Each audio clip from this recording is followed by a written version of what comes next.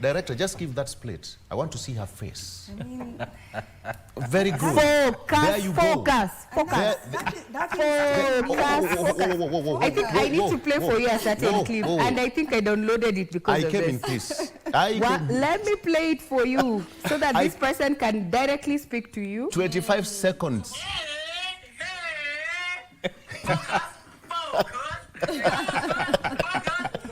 I mean, I agree with you, Regina, because that is already still. That is the level. It is still news. What are you saying? No. Yeah, focus, Victor. We have bigger issues to deal with in this country. That was one of them. That was a message sent. Please, focus. No. We have to. Okay. EPL starts in a couple of days. We are focusing on that. Yeah, 3-0, 25 seconds, goal ya kwanza. Regina, good morning. I'd want to hear what your panel has to say about Ndindi Nyoro and his new party. Focus. We are going to discuss that, but I know how it's paining. You really don't want to swallow it. But you're all looking good. Is it pink or purple? Oh my God, Mike? that is well, Indigo? Probably this is pink. Probably. It is pink. It is pink. It is pink. Why then probably? Why probably? Okay. Karibu Zato, good morning, Kenya. My name is Victor Lo. Now, my question is that why has Kenya really struggled to, just translate chapter 6 of the Constitution when it comes to elections and behaviors and good manners in politics? That is one of the biggest questions that I want us to answer today.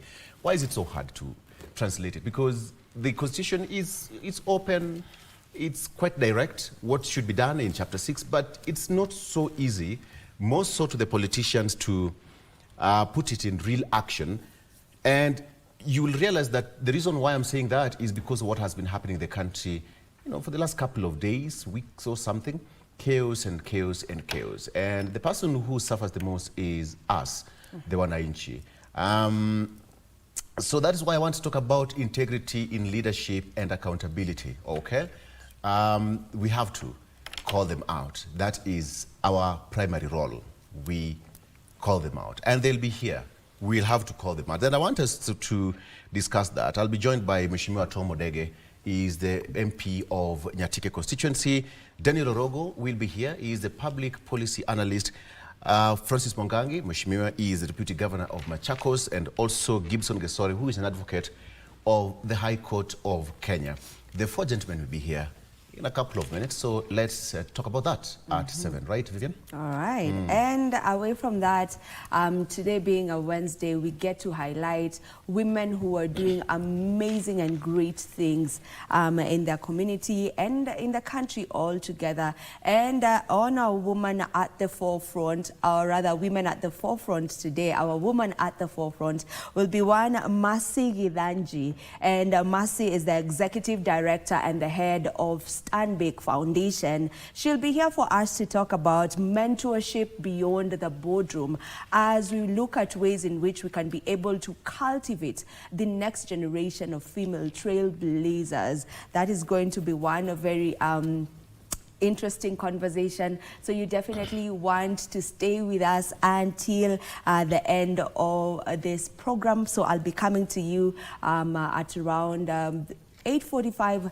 thereabout with this conversation. But before then, we'll also be having Mike with another conversation. Mike, Indeed. What do you have for us today? We shall be talking about infrastructure development and the engineers' push for inclusion and participation, given that the country is engaging in various projects, including building of roads, energy systems, transport networks, digital infrastructure. So who is shaping what the country is building? And engineers keep pushing for more inclusion and participation in matters that regard infrastructure development. So what does that inclusion look like? I'll be having that conversation with Engineer Harrison Keter, who is the President Institution of Engineers of Kenya. That conversation will be coming to you at around 8 a.m. So stay tuned to KBC Channel 1 and Good Morning Kenya. Good morning, Ray. Good morning to you, Mike. Glad to have all of you on board. There's a lot that has been happening in as far as news is concerned. We're already receiving from the financial sector half-year results. Yesterday we're dealing with Family Bank as well as ABSA. And one thing that I noticed in all these particular financial statements that have already been made public, if you have a copy of your daily, I'm sure it has made its way there, is that there's been a growing streak on NPLs, that is non-performing loans. For Family Bank, they had to actually increase their cover up to 50% to the tune of over 900 million to just mitigate or rather de-risk, their loan portfolio. So in as much as they're making the profits after tax, the question is, are Kenyans able to actually offset the debts that they have, or rather, the loans that they have in these particular financial institutions? We'll continue keeping tabs, and today at exactly 7:30, we will have Equity Bank also releasing its half-year results, and we are going to be down there to cover that. But other than that, let me bring you up to speed with all stories that have been making headlines in the last 12 hours. And as Victor mentioned, you can find us on our socials at KBC Channel 1. My handle is at Ray Manyera. And better yet, there's our telephone line right on your screen there. You can get us on WhatsApp. Let us know where it is that you're watching this particular broadcast from and your views in regard to this program. Now, President William Ruto says the reforms in the health sector in the last 4 years are a fulfillment of the bottom-up economic transformation agenda promises. The head of state notes that the reforms have improved access to healthcare, with Kenyans who were initially forced to pay for health services out of pocket now being covered under the Social Health Authority. He also highlighted the role of digitization in the health sector in reducing fraud in healthcare, while underscoring the place of community health promoters in enhancing primary healthcare. President Ruto made the remarks on Tuesday in Nairobi when he officially opened the Kenya Health Summit 2026.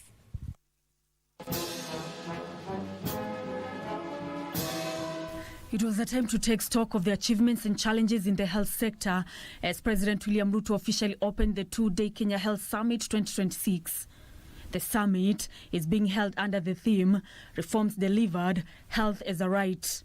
As of 30th July 2026, we have installed medical equipment valued at 9.68 billion shillings in 251 health facilities. For the first time, we have started deliberately making the first steps towards realizing a wealthier and healthier Kenya. The National Hospital Insurance Fund, born in 1966 and governed by the 1998 Act, had long since been overtaken by the structure of our economy and dynamic social needs. The head of state used the forum to highlight key achievements in the health sector. The Social Health Authority, which has so far registered 32.2 million Kenyans. Through SHA, 8 million Kenyans have received care, with more than 500,000 surgical procedures supported and paid for. And for those saying that they will scrap SHA, it's akin to telling us that they will destroy the roads that have been tarmacked once they get into office. Economic empowerment means little when illness can wipe out a family's savings or push citizens into poverty. Other achievements highlighted by the head of state include the deployment of more than 107,000 community health promoters who have greatly enhanced primary health care at the household and community level. For the first time, we have built a nationwide health network whose first point of contact is not necessarily a hospital bed, but the doorsteps of a Kenyan home. Digitization of healthcare and its role in eliminating fraud did not go without mention. The old system was not only inefficient, but its opacity created opportunities for people to profit from its weaknesses. We had claims for procedures that never happened, fictitious patients who did not exist, inflated bills. President Ruto at the same time emphasized the need for every Kenyan to receive emergency care, citing the recent establishment of the SHA 922 Lifeline National Ambulance Dispatch Center, which connects patients to nearby and available ambulances for evacuation. The reforms, the president said, are part of the promise made under the bottom-up economic transformation agenda and have reduced out-of-pocket payment that initially stood at 150 billion shillings per year. When people ask, what happened to the bottom-up promise? I say this to them. Consider the millions of Kenyans who can now walk into a health facility and receive care. What could be more bottom-up than that? Nancy Okware, Good Morning Kenya. Now, as the health summit was officially opened by the president, what has been your experience with SHA? Get us on X at KBC Channel 1. Now, the use of locally manufactured medical diagnostic equipment is emerging as a key strategy in reducing the cost of healthcare and bringing specialized services closer to patients. At the Kenya Health Summit 2026, health technology providers showcase how mobile and molecular diagnostic solutions are extending services to underserved and remote communities. For patients in remote areas, accessing specialized diagnostic services often means traveling long distances to facilities equipped with the necessary technology. But this is changing. How it works is most of the counties look at the needs they have in terms of equipment. They submit a requisition to our facilities, to the vendors on the equipment they require. Once they submit their equipment need, we supply those equipment to the facilities. So this is called a fee-for-service program. The government doesn't pay anything upfront to buy the equipment. The counties benefits the equipment supplied by the vendors without any upfront cost. Portable and mobile diagnostic machines are enabling healthcare providers to take specialized services closer to the communities that need them most. Initially, we were using a lot of money to come all the way from the rural areas to the referral facilities. That has drastically reduced. What we saw also is in terms of reverse referrals. Most of the patients who used to come for these advanced diagnostic facilities are now going back because those services are available in the rural areas. So it has really helped in terms of referral processes. It made easier for the patient to access healthcare in the rural areas. In Baringo County, a mobile molecular laboratory was developed to communities with limited access to healthcare and no reliable electricity. One of the unique features also is the ability to tell the number of copies of a certain virus, for example, HIV, hepatitis B, hepatitis C, that are present in a person. Residents were screened for hepatitis B, with those who tested positive undergoing molecular testing to determine their viral load. We managed to set up a molecular diagnostic, mobile molecular diagnostic laboratory, and we were able to screen patients.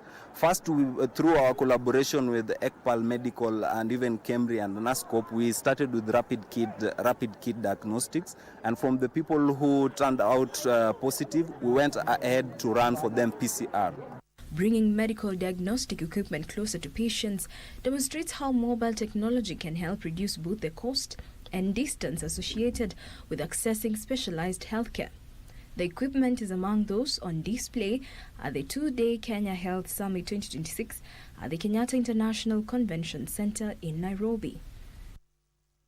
Away from matters health, 9 suspects were yesterday in the custody of the Ethics and Anti-Corruption Commission over matters of graft. Let's have a look at that particular developing story. On Tuesday, the Ethics and Anti-Corruption Commission, EACC, pounced on the 9 suspects who include senior National Treasury officials and business owners accused of embezzling and fraudulently disbursing 1.57 billion shillings. The funds from the International Fund for Agriculture Development, IFAD, were meant for the implementation of the Rural Outreach of Financial Innovations and Technologies Profit Program. EACC says the program, which was intended to facilitate small-scale farmers access to affordable financing, was implemented between the 2013-2014 and 2023-2024 financial years. So today, the Ethics and Anti-Corruption Commission arrested 9 suspects in connection with the alleged embezzlement.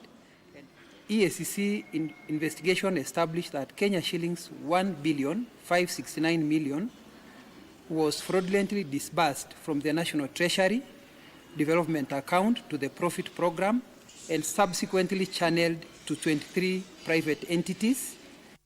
Investigations established that the 1.57 billion shillings were fraudulently disbursed from the National Treasury Development Account to the Profit Program and subsequently channeled to 23 private entities, 15 business names and 8 companies for goods and services that were never supplied or rendered. The program officials are also said to have used false and forged documents to account for the funds, while an authorized account in the name of the Profit Program was opened at a local bank. The Commission investigations established that the program officials used false and forged documents to account for funds and opened an authorized KCB bank account in the name of Profit Program, through which Kenya shillings 175 million was received, laundered and embezzled, with substantial portion withdrawn in cash. Investigation established financial link between program officials and some of the private entities. The account received 175 million shillings, which the EACC says was laundered and embezzled, and a substantial portion withdrawn in cash. The 9 who are expected to be arraigned in court on Wednesday morning will face charges of unlawful acquisition of public property, abuse of office, money laundering, acquisition of proceeds of crime, and uttering false documents, among other offences. In addition to the criminal proceedings, the Commission will pursue recovery and forfeiture of public funds and assets established to have been acquired through corrupt conduct and other unlawful means. 11 other individuals declared as persons of interest have been directed to present themselves to the nearest Commission's offices. Well, that's a developing story that we're going to continue keeping tabs on. Now, Homabay Town Member of Parliament Peter Kaluma now alleges that Linda Mwananchi orchestrated the violence that rocked their meetings in Homabay on Sunday.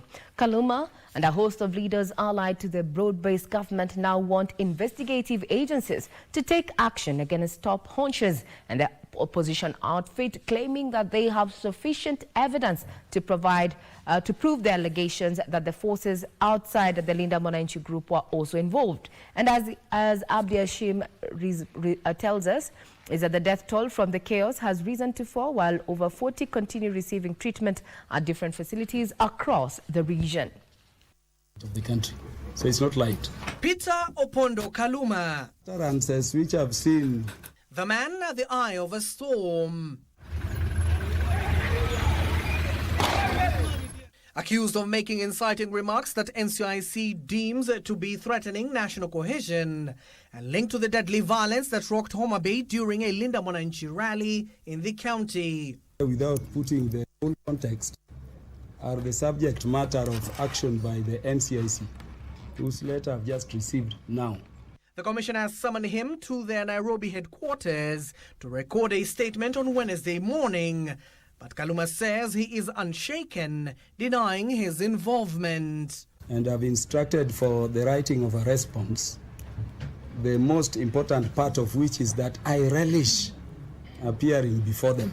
In Kaluma's theory of events, the violence was a well-calculated plot by the Linda Mwananchi team and forces keen on the team's activities to smear the area leadership and the government. Is to confirm that that violence and the 16th August rally was solely funded by President Uhuru Kenyatta. To undertake that violence, Honorable Governor James Orengo, Babu Owino, recruited very dangerous criminals, most of whom are facing murder trials currently. Kalume and a host of leaders allied to the broad-based government claim they have irrefutable evidence to prove the allegations.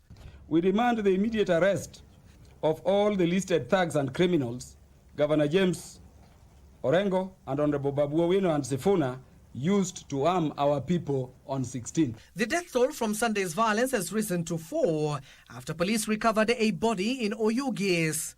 40 more people are being treated for various injuries at different facilities across the region. Police have so far arrested 37 suspected gang members following the incident. Now, as investigations get underway in regard to that particular matter, our team is going to be keeping tabs on the development. May the souls of the departed indeed rest in peace and justice be served. Now, the National Counterterrorism Center is calling for stronger collaboration between state and non-state actors to win the fight against violent extremism. The call was made during the first day of the National Strategy for the Management of Returnees and Domestic Violent Extremists of 2026-2030 Validation Workshop. Officials said security operations alone cannot defeat radicalization and that psychosocial support, rehabilitation and community integration were at the center of Kenya's strategy. The forum is convened by the center in partnership with the European Union.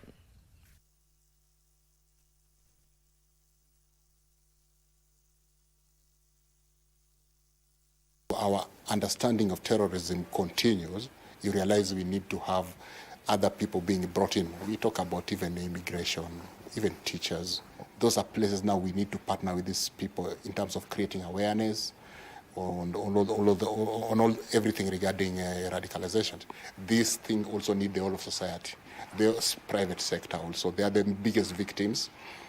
And also they also have resources that can help in both fighting violent extremism and also dealing with returnees and the other people. And the same thing also happens now with the other non-state actors.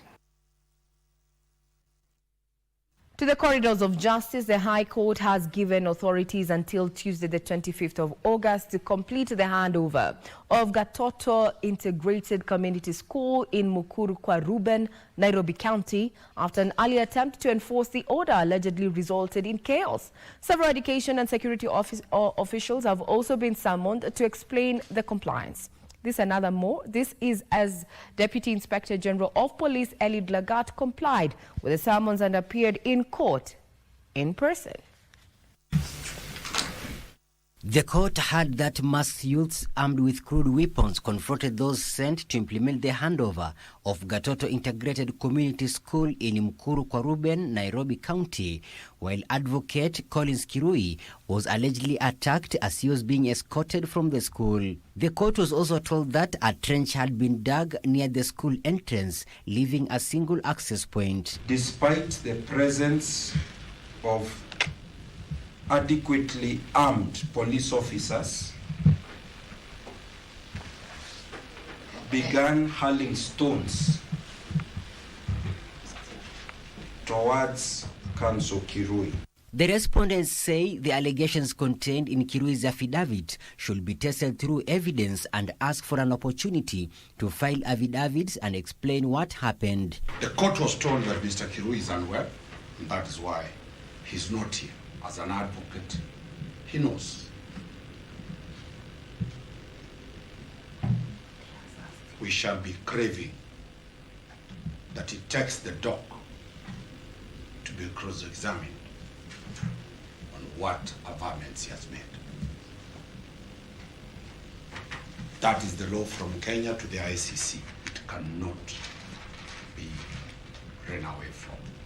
Justice Gregory Mutai ordered the Regional Director of Education to correct the school's registration certificate within 2 days and directed that the school's ownership and management be restored to the petitioners by Tuesday, 25th of August, the year 2026. The petitioners must take over the school as ordered in the judgment. And based on the foregoing, I direct that the Regional Director of Education reissues the certificate of re-registration, incorporating all the missing information within 2 days of the date hereof. Secondly, the ownership and the management of the school are to be restored to the petitioners. Meanwhile, 6 men have pleaded not guilty to obstructing traffic along Taifa Road in Nairobi County in a case involving unusual road blockade that included the use of a dummy wooden casket and crosses. The accused appeared before Milimani Magistrate Irene Thamara and were each released on a 40,000 shillings bond. Elsewhere, summons for the director of the Witness Protection Agency to appear in court in the case for the habeas corpus application by families of Macmillan Kiaria Mugo, Michael Olo and Evans Otieno have been extended to Friday 21st of August this year. And a dramatic turn of events at the Rumuruti locals in Laikipia County saw Assistant Commissioner Rufus Kihara defending himself in a land fraud case and later being arrested by the Directorate of Criminal Investigations DCI officers to face a separate charge in Nyahururu. In the land fraud matter before senior resident magistrate Margaret Mwaniki, the court, after considering submissions by the defense and prosecution evidence, found that prosecution had established a prima facie case against the accused and ruled that he has a case to answer. The case resumes on Tuesday, October 6th this year. Michael Mundiga for Good Morning Kenya. To agriculture now, farmers in Bomet East are being encouraged to venture into coffee farming as an alternative cash crop and a source of income. Commodities Fund Officer Moses Maritim says Bomet is an emerging high-potential coffee growing area, with farmers using the cash crop to improve their livelihoods. Coffee is one of Kenya's cash crops, grown in 33 counties and supporting about 1.5 million households directly and indirectly. About 70% of the country's coffee is produced by smallholder farmers through cooperative societies. With coffee production expanding into new areas, Bomet is now being identified as an emerging high-potential growing region. Ile variety ambayo tunahimiza wakulima wa kahawa kupanda ni variety ambayo inaitwa Patian, ambayo ina uwezo wa kutoa kilo nyingi zaidi na pia iko na quality ile ambayo inaweza kupea wakulima bei ile iliyo bora. Commodities Fund Officer Moses Maritim says the fund will support farmers and cooperatives to establish coffee nurseries, plant coffee and access farm inputs. Tunajaribu kuwaelezea wakulima wakuse kahawa kwa wingi na huwa tunasaidia kwa njia namna mbalimbali. Riba ya fedha zetu ni 5% mpaka 7.5 na tunasaidia wakulima kwa mambo ya pulping machine na mambo ya mbolea. At the same time, cooperatives within the area have been urged to meet the fund's requirements in order to access financing. Tunahimiza cooperative societies wapate documents yenye inastahili ili wapate nafasi kunufaika kwa pesa ambayo tunapatiana tukiwa Commodities Fund. The officials made the remarks during a farmers sensitization meeting at Kichutmoi Coffee Society in Bomet East. Summary of what was happening in the business scene. We had those financials from both ABSA as well as Family Bank, where Family Bank earnings surged 62% on lending to 3.7 billion shillings. We also have the ABSA Bank Kenya doubled its interim dividend to 50 cents per share, despite a 9.8% decline in net profit for the half year to June 2026. We cross over to sports now, where the Kenya men's beach volleyball team made a winning start at the 2026 Kavab Beach Volleyball Africa Championship in Alexandria, Egypt, to beat Mauritius by straight sets. The championship is also a qualifier to the 2028 Olympic Games. Makuto and Regan Kipchirchir dominated the opening set, which they won 21-17 before they completed the sweep in the second set with the same scoreline of 21-17. The victory gives Kenya an encouraging start as they bid to reclaim their place on the Olympic stage, having last featured at the Games in 2020 during the Tokyo Olympics. Mozambique came in from behind to beat Cape Verde 2-1 in the Group C as Algeria beat Nigeria in straight sets. So did Morocco women's team against Lesotho.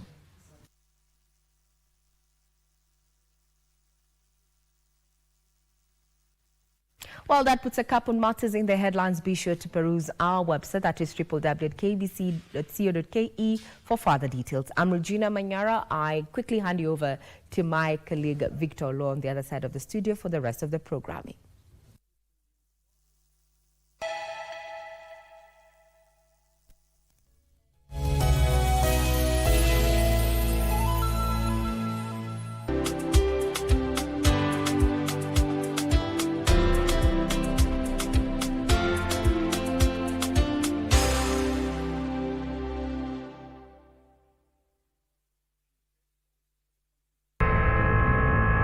Are you ready?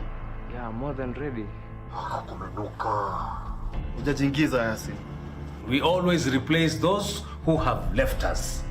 Hivyo ndo unafanyaga rafiki zako? Sometimes you have to sacrifice a servant in order to save the queen. Cheki. Dave, acha kuniongelesha kizungu mingi, sawa? Jibu swali yangu, Mark. Unataka nini hapa? Gentlemen, Sam has left us. Marvin, hiyo hapana. Nimekataa. Yasin, sit down. I'm so sorry we got off on the wrong foot. Marvin, I like this guy. I like this guy. Gaela Tikaya la patrona, Gilda Sambendengese. For the men and women of substance, Mambo ni matatu. 1, KBC Channel 1. 2, Saturday. And 3, Rumba.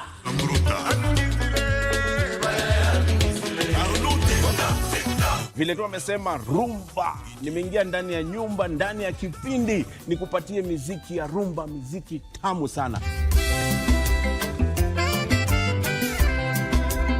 Every Saturday from 10 p.m. to midnight, join me, Simeon Mfumu Kimbangu, the Rumba Supreme Leader, alongside DJ Mato Sibor mwenyewe.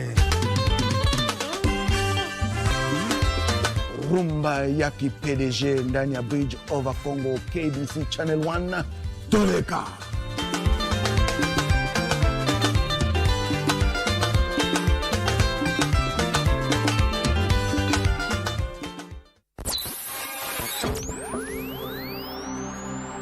Pindi tunapowasha vifaa vyetu, tunapata fursa ya kutangamana na wasikilizaji wetu.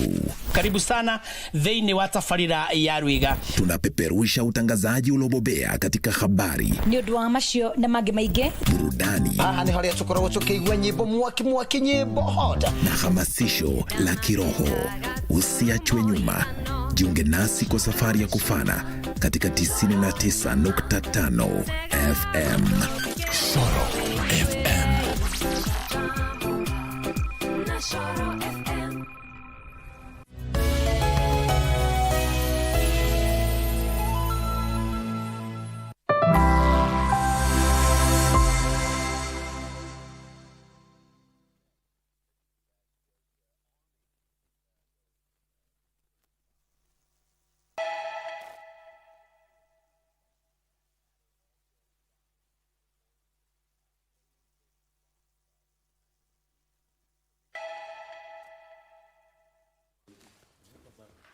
All right, welcome back. It's now 4 minutes past 7 a.m. It's a very good Wednesday, and welcome back. If you are just joining us, this is Good Morning Kenya on KBC Channel 1. It's 19th day of August 2026. Okay, so with the days very quickly counting to the next poll, and I know the elected leaders are... to them, there is no time left for them to put their best foot forward to campaign for their contract renewal. All right. And that is our democratic action that we undertake every 5 years. So before we get to that, which is close to 1 year away, I will also talk about leadership of integrity and accountability. That I want to talk about. Leadership of accountability, integrity and accountability, because The question is, where have we taken Chapter 6 of the Constitution? Are we really translating it effectively into action? So let's talk about that. For the next 1 hour, it's going to be a good debate. I'll be joined by Mheshimiwa Tom Odege, who is the legislator representing Nyatike constituency, and also Mheshimiwa Francis Mwangangi, who is the Deputy Governor of Machakos County as well. Daniel Orogo, Public Policy Analyst, as well as Gibson Gesore, who is an advocate of the High Court. The four gentlemen will be tackling that shortly. But before then, let me take you through the front page of the local daily, starting with Daily Nation. Gang robs ex-GSU boss, bags of cash. Gang robs ex-GSU boss, bags of cash. On Sunday afternoon, 4 armed robbers, 2 men and 2 women, broke into a house at Kitengela Police Sacco Estate in Kajiado County, a neighborhood that is home to senior police officers, and reportedly stole a large amount of money. As they fled, the gang scattered wads of 1,000 shillings notes to distract security guards following a scuffle. The raid on the home of Ranson Lolmodoni, the immediate former General Service Unit Commandant, is now the subject of a high-profile investigations. That is on the front page of the Daily Nation. For the record, that is what I have there. Okay. And it continues that down there, why interns have better chance for 20,000 TSC jobs. That is why interns have better chance for 20,000 TSC jobs. That is what I have here. And of course, the medics are actually demonstrating across the country.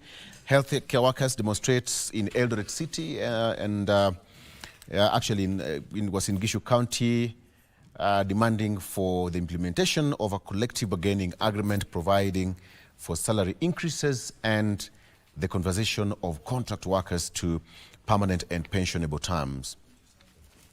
There is a question here of what is Nyoro up to? Kiharu MP dumps UDA for opposition. So that is a question that the Daily Nation is asking. What is Ndindi Nyoro up to after dumping UDA for opposition? Many people are giving their own interpretation of that. But yes, it is the case of politics now. The story that has been in the headlines for a couple of years now, Sharon's family open to reconciliation with Obado Kin. Sharon family open to reconciliation with Obado Kin.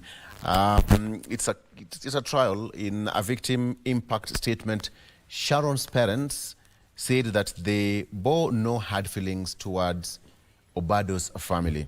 And yes, the case still continues and the court will make a ruling soon. Okay, so the question of Ruto ally on his own man. Ruto ally or his own man. Inside Ndindi Nyoro's stern political test. And Nyoro must prove his opposition break is genuine as he builds a national political machine ahead of the 2027 election. And at a glance, it seems that there's some tough battle ahead. Nyoro's new party faces a credibility test beyond its launch. He must now convince voters that his break with Ruto is genuine, build structures beyond Kiharu, recruit credible candidates, and develop a national message. PPK will also have to navigate competing opposition ambitions while demonstrating that it can offer a credible governing alternative ahead of the 2027 general election. That is what I have here. All right, and finally, the front page of the Standard, untouchable goons. Untouchable goons. There's a gentleman here on the front page, making it on the front page of a local daily. He's not... All right, so there we have it. The Standard says very quickly that they paused for cameras, issued chilling threats, mobilized armed youths, and later celebrated online after violently shutting down an opposition rally. As Homabay reels from 4 deaths, dozens of injuries and widespread destruction, the Standard unmasks the political foot soldiers accused of turning the lakeside town into a no-go zone and exposes their powerful networks allegedly shielding them from arrest and prosecution. The scale of violence and impunity point to a brazen political militia operating in plain sight. That is on the front page of The Standard. And that now brings me to my topic of discussion today. Let me introduce my guest once again. Mheshimiwa Francis Mwangangi, Deputy Governor of Machakos County. Mheshimiwa Tomodege, who is the legislator of Nyatike constituency, and Daniel Orogo, public policy analyst, is also vying for Kibra constituency parliamentary seat, right? True. Okay. True. And of course, Gibson Gesori is an advocate of the High Court. Gentlemen, thank you so much for joining us. Karibuni sana. Let me start with in one minute each. I know you can. Based on what has been happening in the country, Mheshimiwa, you were in the mountain a couple of days yesterday. Yes, let's just talk about this. I mean, this we cannot, whichever way you, which part, as you go ahead. Thank you first and foremost for the invite. Yes. Secondly, it is true, yesterday we toured Central Kenya, but before then we were in Rift Valley. We came also to Kajiado, and we went to Embu, Mombasa, then yesterday we were in Central Kenya. We are trying to convince the electorate on why they should trust us in next year's elections. I think it is doable. It is only that it is a serious business. The response is overwhelming. For now, many years I've been in politics. I have never witnessed a kind of the change wind of change that I'm experiencing from across the Republic. It is interesting, and I think we'll see what comes out of it. Yes. Okay. Mheshimiwa Dege, Homabay County is your neighbor. Did you feel the heat from across the border? There was no heat. There was no heat? There was no heat. Okay. I was in Homabay the whole of Sunday. I was in Oyugis, Kindube, Rodi, Kopany, Mbewa, and Homabay. There was nothing much. There's nothing much. I wonder what it means. There was nothing much when five lives have been lost. I know too. The 5 I don't know. One was knocked down by the same vehicle of people he was supporting. Yeah. There's a police officer who lost life. He was also in the... Police officer. Okay, there were 2. There's nothing much. Okay. There was nothing much. Yeah. Okay. Go ahead. What you're seeing in the country, which from whichever political side you are in, what's your take? Go ahead. Well, I with the rest, I spent my time in Kibra actually over the weekend, in tuning in and following what was happening in Homabay. It's a worrying state that we are in. In either way you'd want to express it, it is a sign of an early warning sign that all is not well in the country, and like we are seeing the country gravitating towards a paradise of violence, lawlessness. And so regardless of whatever position you're seeing it, Victor, there is a serious reason to worry when we are rising up against one another and there is death reported. So I think it's the lowest that we could see. It's my worry, just my opening remarks beginning with that. And of course it's an indictment to the state of leadership. Yeah. Okay. All right. This is a question to all of you, starting with you, Wakili. Good to see you.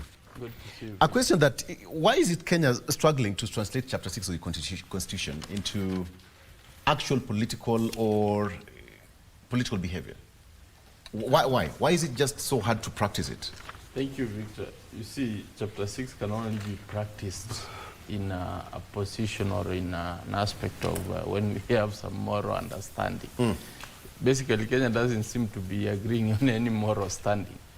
And what is trying to divide Kenya is the political rhetoric of the day is what is trying to dictate what Chapter 6 is, as opposed to a perspective where we have to have common values, we have to have common underpinnings in terms of principles of what we believe in. If we lack that as a country, then we become a country which believes in nothing, and anybody who shows up and tells you this is the way to go, you have to follow that. And there only can come another person to also say this is not the way, and then you also follow that one. So that is the biggest challenge. The aspect of the spirit of the Constitution is lacking.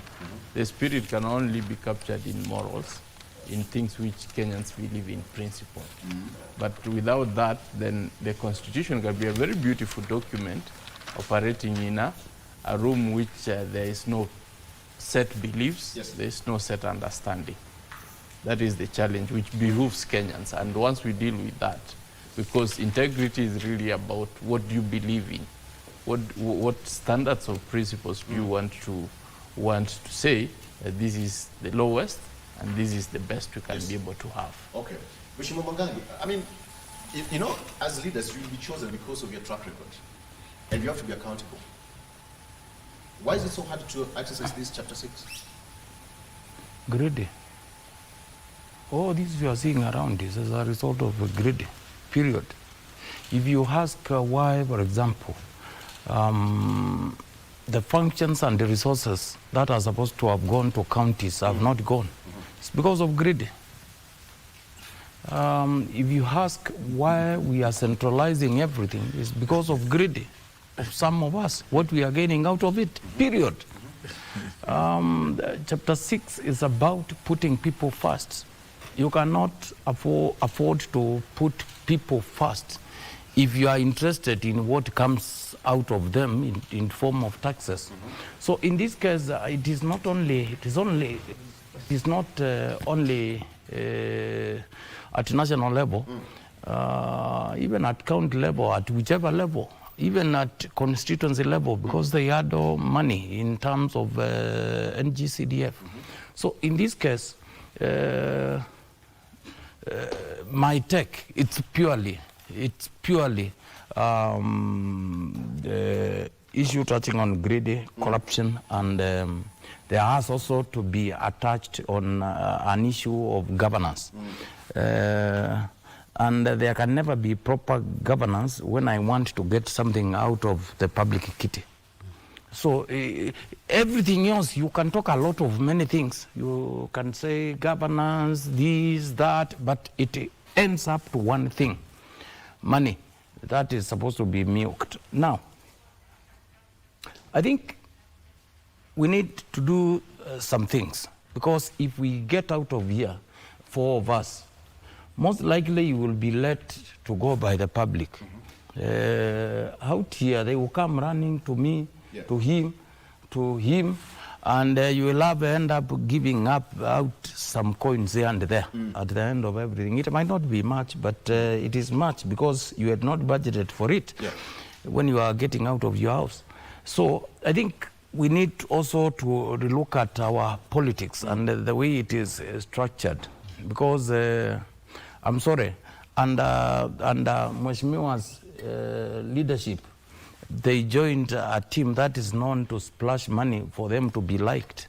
And I think now he has grown in that category. That's why he thinks losing 5 lives is nothing, as long as they retain power. You see? So Wakili will tell you, it ends up to one thing: corruption. Okay. Mheshimiwa, you have right of reply. You've grown up. You know, when you are talking to a former legislator who was metamorphosized to be a deputy governor, and is also planning to be a governor in future, must make a populist statement like the one he's trying to make here. If we are looking at the challenges we are facing as a country, it should not be looked so open like this. We have to go deep. And you start with the unemployment as one of the cause of the problems we are facing currently. Because like when you talk about most youths in the country, like the ones he's saying are looking for handouts, you'll agree with me that majority of those youths are desperate to live. So if you want to reduce all these problems to a level which can be managed by all of us, we should look at how do we fix the problem affecting our youth today, and especially the educated ones. Because you'll find majority of those people who are graduating in the universities today, they don't have hope. And those people you are seeing outside there, all of them are schooled, but they are lacking that empowerment which can make them be grounded and live their own lives. So the disparison we are facing outside there starts with the issue of unemployment, which I think should be key to all of us. When you talk about our country currently and how we are divided politically, it's not something new. Those who are of my age in the year 1992 and the year 2002 will tell you we have faced the same situation in the country in those years. So going to electioneering year this time round, it might not be very different. What I wanted to say is that we need to conduct our politics with a lot of respect to each other. Because what is bringing all these things is lack of respect. Like you go to Homabay, you want to go and address people of Homabay. And when you reach Homabay, you start chest thumping. Hapa ni wapi? Where are we? We are in Homabay town. Who are you telling that? What's the problem with that? No, who are you boasting to in the first place? I'm just asking. Is that chest thumping? It's We've chest had that thumping. statement all over. Why do you want chest thumping? Because you have arrived in Homabay. And again, if I'm a governor of Migori, and I go to Machakos, where there is another governor, and I've not even consulted with that governor, then when I reach Machakos, I thump as if I've entered heaven. Those are provocations which we need to avoid. Kenya is a free country. When you go anywhere, you should accept you are in a part of the country. You don't need to chest thump. Why do you provoke people who are not? And you know there how are some provocations which can trigger something which was not planned. You are an active player, and you know how this game is played. No, you don't. But you don't provoke. You don't provoke. You don't provoke. Okay, go there and do your business and leave, but don't just stamp in somebody's territory. Maybe you think just because she's a woman. No. Well, someone's territory, but anyway, freedom of association and movement. I mean, but you are right. Ends when where mine starts. You don't just overstep on everybody. How is that crossing red line? The red line. When you ask someone, "Hapo ni wapi?" No. Like you enter my territory and you want to show me you can go there whether I like it or not. And my people will also tell you, no, we have a leader here, you have respect. Hapo ni wapi? Hapo ni Nyatike. No, the people Nyatike will tell you where you are. There is also an MP. There is also a governor. Yeah, why do you want to behave as if you are our governor? People will tell you off. Okay, done. Yeah. I mean, look at it this way. When it comes to integrity issues, it becomes super political. That it loses the real meaning of integrity itself. Yeah. And accountability. Yes. Why? I think I've had the DG and the opinion from the Honorable Member of Parliament from Nyatike. I think what we are describing is the fruit of a tree that we should know what is the foundation of the root of that. Mheshimiwa Dega talked about unemployment. Mheshimiwa DG has talked about the issues of greed. Probably Wakili is going to talk about something else. My opinion is that we founded a country, the foundations of our country, drove us to a man-each society where we are driven by individualism. Sometimes I compare what is happening in our integrity and leadership software with what is happening in our neighboring countries. Mwalimu Julius Nyerere brought a philosophy of Ujamaa that founded the leadership philosophy in Tanzania.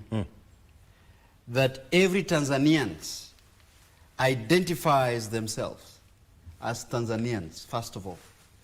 And everything that is owned is communally owned, Victor. And therefore, anyone who tries to engage into an accumulation, into greed, as DG put it, that engages in a behavior that poses people to unemployment the way Mheshimiwa Degi has mentioned it, would face a collective retribution. And you saw the departure on the leadership philosophy of Kenya and Tanzania. Ours was more on capitalism. Get what you want, accumulate as much as you can. The end will not justify the means. So this is what we are in a country, Victor. Because everyone will try to piece together what is the foundation that brought us to a level where we do not care about human life, that we do not care about crude accumulation of wealth, that we do not care about incitement, that we do not care about the value of life. All these things that we are mentioning, these are the fruits of a tree that as a Kenya we need to define what is ailing this country that has led us into what we are talking about today. Have you understood that since the establishment of NCIC, about 30 or 40 people have been summoned, and 99% of these people are politicians. They have been asked to appear because of incitement messages that they made, because of hate rhetoric that they have made. Few or none of these people are from religious community. Few or none of these people are from business community or private sector. The question is, why, when it comes to a political leadership, then we lower our guard in terms of vetting for integrity, in terms of vetting for leadership? That is the question, Victor. Okay. Yes. Mheshimiwa Dego, you were at the press conference yesterday at the Parliament building straight today, right? Yes. And you heard what your colleague Mheshimiwa Kaluma said. Yeah, I was there. You are there. Do you support what he said, that if anything of that sort happens, then he will still do the same, what he did? I don't have a right to respond on Kaluma's behalf. Okay. But I can confirm I was in the press conference. I agreed with most of the things he presented. But when it comes to substantiating, then the buck stops with Kaluma. Okay. Yeah. So in such kind of scenarios, okay, with that aside, based on what really happens, who should take quick responsibility? On what happened in Homabay? Exactly. I don't know which part of Homabay you are talking about. Are you talking about Nyandiwa, or are you talking about Sindo? Homabay town. Are you Because talking better about part of Homabay town? Nyandiwa, they were those sides of Suba, relatively peaceful. But when mayhem started around Kodwogo and Junction Kodoyo and all that, I would want the back to stop with the Linda Mwananchi guys, because the time they were entering Homabay was wrong. Even our public rallies, we are not allowed to do them past 6. But entering Homabay around 7 was wrong. So whatever happened at that time, it's between them and police who allowed them to enter Homabay at that time. It was wrong. It was too late for them to enter town. okay. Let's take a break. Let's take a break. We'll be right back.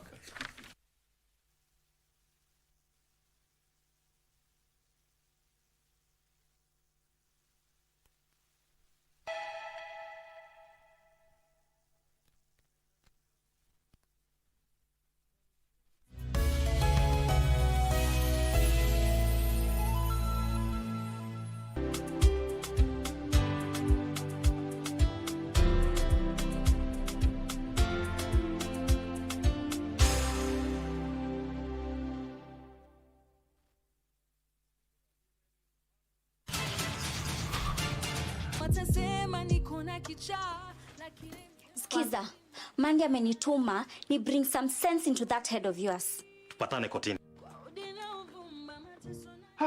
Ameninyonga karibu aniue. Halo ofisa. Naomba mfanye patrol area hii. Wacha nitajaribu kumtafuta Mandy nimpigie simu.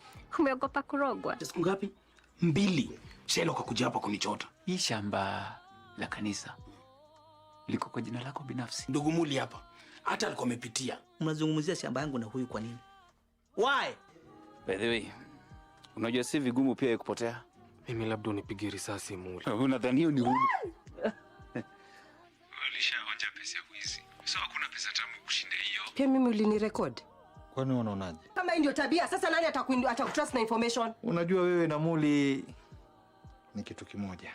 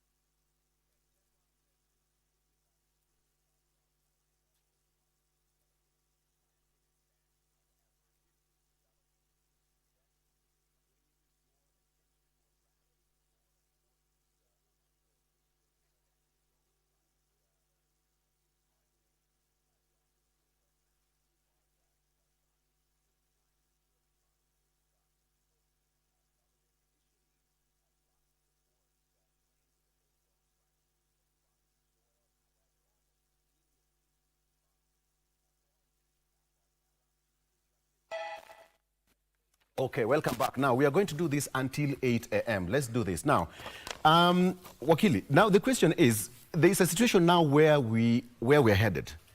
Everything is going to generate into a position where it's us versus them, okay? And the lines will be drawn very clearly. Why do you think this happens? More so when it comes to electoral points as where we are today. The major problem, Victor, I would want to put it at the door of the politicians. The politicians are dictating the narrative, as opposed to a scenario whereby our law should be able to dictate the narrative. The aspect of respecting the rule of law and the spirit of the Constitution, the word and letter of the law does not seem to hold water in this country. And unfortunately, whatever politicians say, you can hear Mheshimiwa say, you know, I don't only know for... I mean, they belong to the other side, so they should die. They should, it doesn't matter. I mean, they are Kenyans, but sons of a lesser God. So if we were to approach that from that perspective, then we will continue with these rhetorics, whereby, I mean, if people who are not on my side die, then that's not a problem. I mean, that is even should be celebrated. Why are they coming to my bedroom at night? I mean, it's a political scenario whereby you sit back and wonder, and that's what I was trying to draw you to earlier, that, I mean, our Constitution does not matter. The freedom of movement, which is enshrined in the country, in the Constitution, does not happen in reality, in political playbook. It's about somebody's stuff. It's about how you should approach my territory with care. You should actually maybe pay me, or you should actually pay the local people so that you can come. And then when you come, be sure you also need to clock in and clock out within a specified time. We cannot be able to operate that way. This is a free country, which we need to be able to believe in. Let me draw you to the American context, whereby it's the American Charter, the Constitution, which rules the day. Regardless of whoever you are, you'll be taken to court, whether you're a sitting president, whether you are from the ruling party, or whether you are from whatever side. Because the rule of law is what they believe in. The challenge we have as Kenyans, and is because we were dealt a bad hand, as my brother Rogo had said, right from independence, whereby politics seems to be dictating the narrative, and we invested in capitalism. When you invest in capitalism and you bring politics, nothing else matters. Even if you color or you write the constitution with blood, nothing is going to change. We need, as Kenyans, to put our foot down and dictate our narrative and say, these are our principles which we cannot be able to operate outside. That has been captured in the political charter document, which is the constitution, but then politically that seems to be disregarded. It's like the constitution was made for other people, not the politicians. If we can be able to keenly interrogate that as Kenyans, we will be able to have a solution. Mheshimiwa Mwangangi, do you think, as the other side, as you say that you belong to the other side of opposition, right? What makes you think that you are a better alternative than where Mheshimiwa Odege is? The speaker here has talked of us versus them. That should not be the case. Us should be the ideas that we have, or what we have gathered from the public, what we have put together against what the other side has. But you have asked a specific question. Why do we think we are better? We are better because of what we stand for, because of the ideas that we have. There are things that are happening currently that I will tell Mheshimiwa, where the group he is supporting today are committing. Personally, where I sit, I believe what do you call you know where I come from, the village, they call it a bread-based group. You know, I tell you, when you look at the high taxation regime, where does it take us as a country? How does it affect the growth of our economy? How does that apply when it comes to the expansion and the hiring of new staff by private sector? That is what is bringing a lot of poverty into this country, because many companies, many multinationals are moving out of this country. I'm addressing the question of inequality and unemployment in the country. If you have an idea today, that idea which can generate 1,000, 10,000 jobs at the end should be embraced. We should have a way of incubating that idea and it grows. But that is not the case with this regime. Okay? We are better because we value our constitution. If today Kalonzo Musyoka was the president of Kenya, I will tell you for free, anybody who tries to abduct a Kenyan will face the full force of the law. Anybody who tries to slaughter a fellow Kenyan will be dealt with within the law. We are better because look at the Kenya's relationship with the rest of the world. It is not where it is under any previous administration. Why Kalonzo? So, no, just a minute. Why Mheshimiwa Kalonzo alone? One of the major problems we have in this country is the question of constitutionalism. The second one is how people feel those leading them. Yes. If, for example, people of Machakos feel their deputy governors corrupt, I'll tell you, irrespective of what I do, it will be suspicious. We have a problem. I want you to pick any of these newspapers. See how many businesses, how many properties belonging to Kenyans, how many properties belonging to companies are being auctioned. That tells you something. So what will you change? So I'm telling you, those are things I'm telling you. We are different from them. The policies this group is implementing are bringing a lot of problems, troubles, and poverty to this country. Okay. Yes, and that's why we are different. You have bad programs and policies, according to him. And you know, you have stopped me without. Let me finish the last point. The last point. Just the last point. And this team is an administration that is overseeing the death of devolution in Kenya systematically. If you ask them, they will tell you, no. After every financial year we have dealt, we don't delay your disbursement. You know, that is not the case. Okay. Simply, you need to pick the budget of national government and what is allocated to devolution in Kenya. You will find it is almost I asked you a question 7%. Why you said if Mheshimiwa Kalonzo would be the president, but you didn't answer. You'll still answer that. Don't worry, let me tackle that. And I want to be very clear to my brother here. Let's pray to God so that we are given life. If there is a man who will never be president in this country, it's Kalonzo Musyoka. And let's pray we get life. He'll never. Why do you say so? Anything is possible. He can't. He'll not be. Because the Kalonzo brand of politics, he has never been himself. So people don't know Kalonzo. Like now, if you look at the rearrangements here, we are trying to look at here, people are seeing Gachagua, not Kalonzo. And he has also accepted to be a stooge. Are you talking what's on the front page of the Star? You don't worry. We have all the papers here we are seeing, and we can tell you they are in Nyeri, Mount Kenya. So this one today, on 19th, we are in KBC here. We pray to God to give us life. 2027 is coming. The man who will never be president in the Republic of Kenya is Mheshimiwa Kalonzo Musyoka. That one we can write and put in record. One day invite me and him. We come here and confirm whether my prophecy has come to pass. We are coming here to see that. What I want to say is this. There are some facts which we have to accept. As we are talking today, we cannot sit here and deny that our economy is doing badly. Kenyan economy is growing stronger. That one is a fact we must accept. Why is it growing stronger? There are policies driving that. So we cannot say the policies of this government are all rotten. Without that, we are all aware on our debt burden, we were listed as one of the countries we are going to default. And up to today, we have not defaulted, which means we are doing something.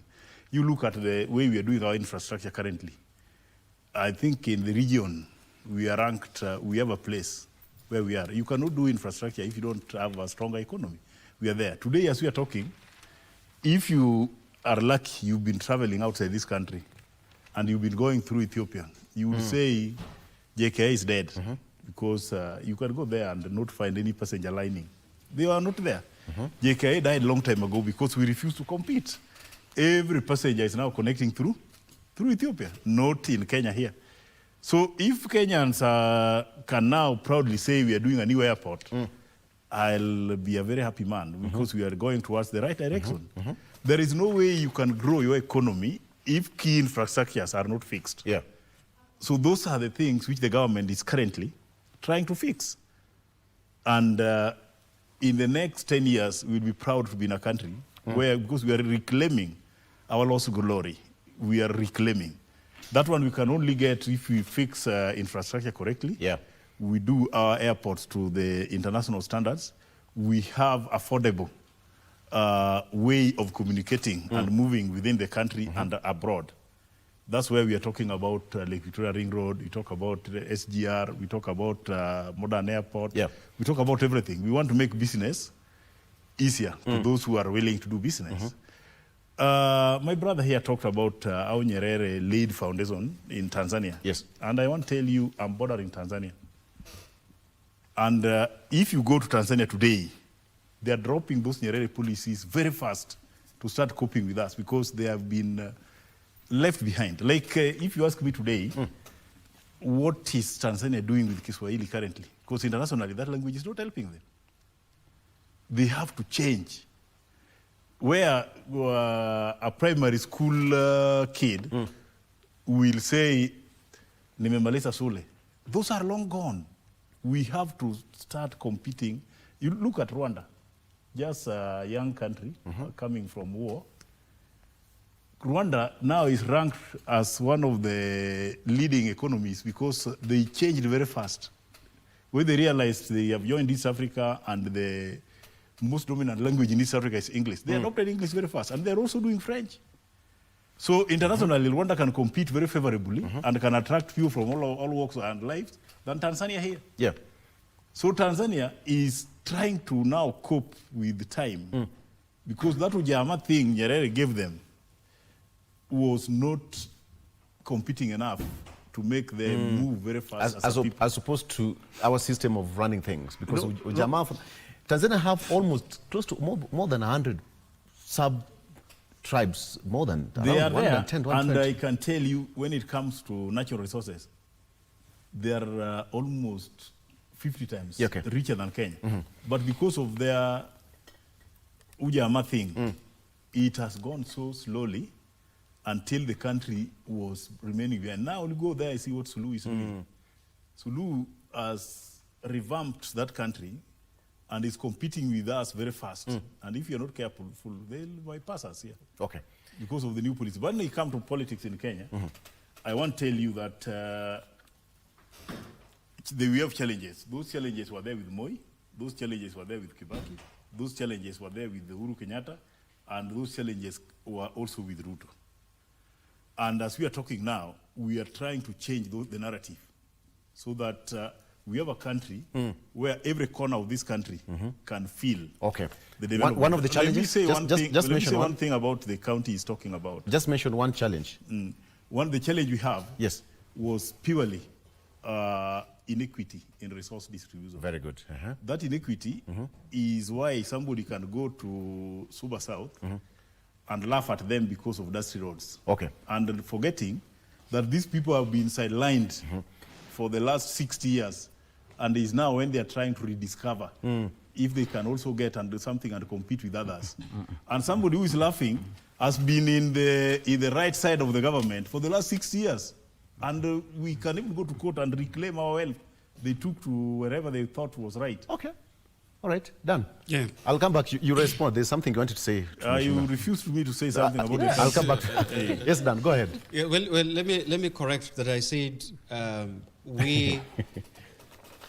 And first of all, I think I've just been given a very unique mic. I think this is just to point symbolically. You are the prodigal son around. First of all, I mentioned that the leadership software of our neighboring countries has enabled them to wallow through some difficult times in their leadership point. And I understand that Mheshimiwa Odege has mentioned about development policies. That probably is another conversation. But what I was saying is that compared to our country, where the foundations of this country by the founding fathers of this country laid a very, exclusive for me, economic and political policies that probably in one way or the other marginal certain regions. And I think that we agree with Honorable Tom Odege that certain regions in this country received very, at the receiving end because of skewed resource distribution. And had we found it right that when it comes to our leadership, responsibilities as a country, then we could have said that we have Kenya as a country, that each and every region is able to receive development or distribution equally. I think that is what I just wanted to note, just to correct what Mheshimiwa probably pointed out. On the other end, Victor, in either divide of these political factions, we are now looking at a situation where the broad-based government and the united opposition, and then of course the third force, that is Linda Mwananchi group.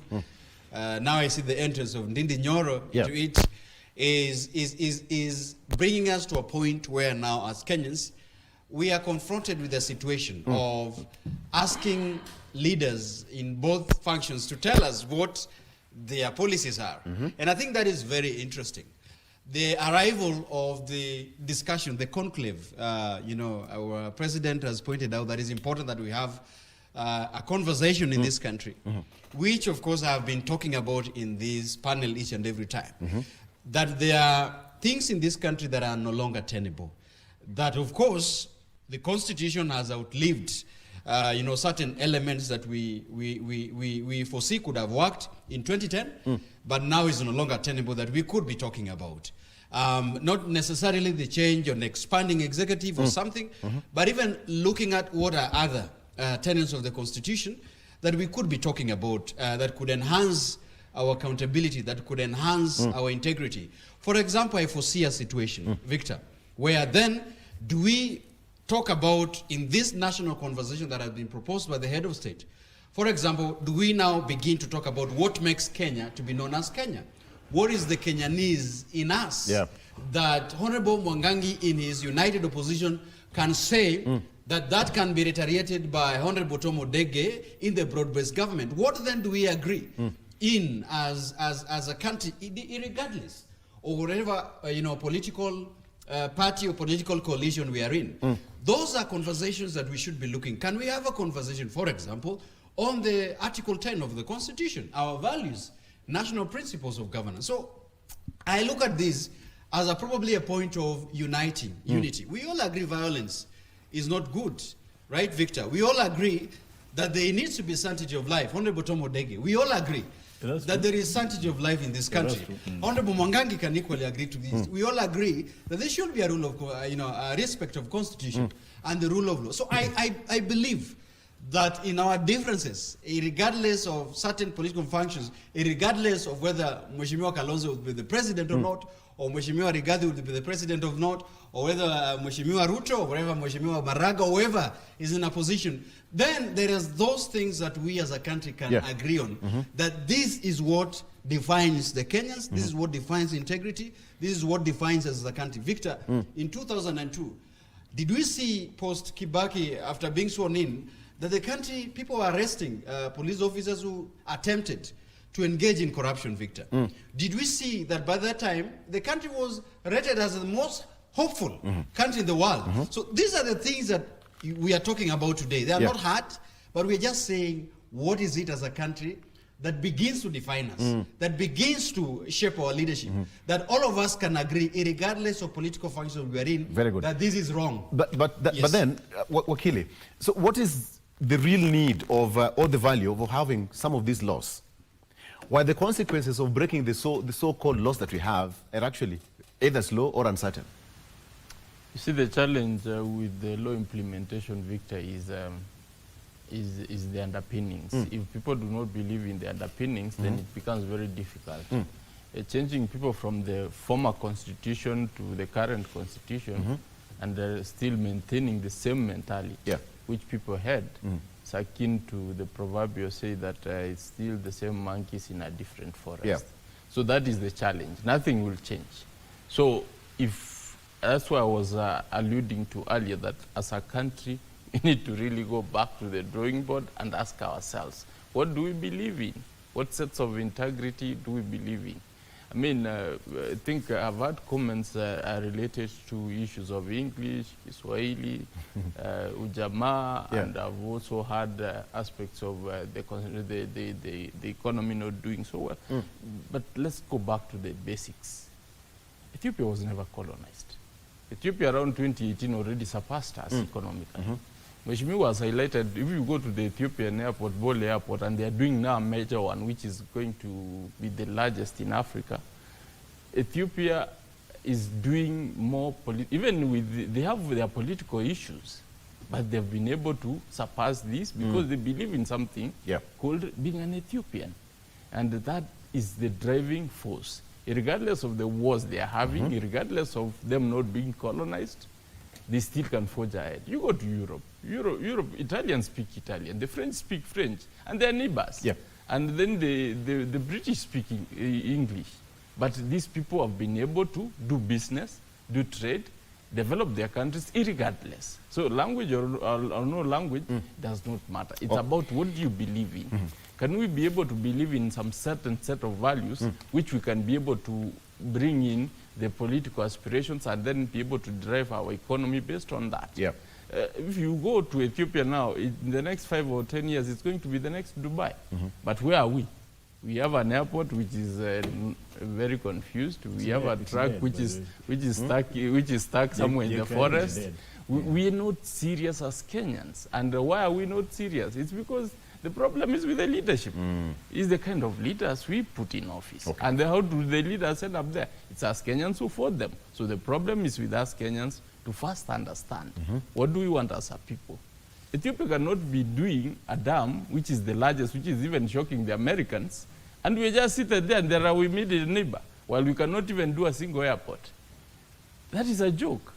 So we need to be very serious as Kenyans and ask our, I mean, how long has been talking and where Mheshimiwa is coming, been up to now, I don't know, it should be close to 10 years since it was started. It has never been finished.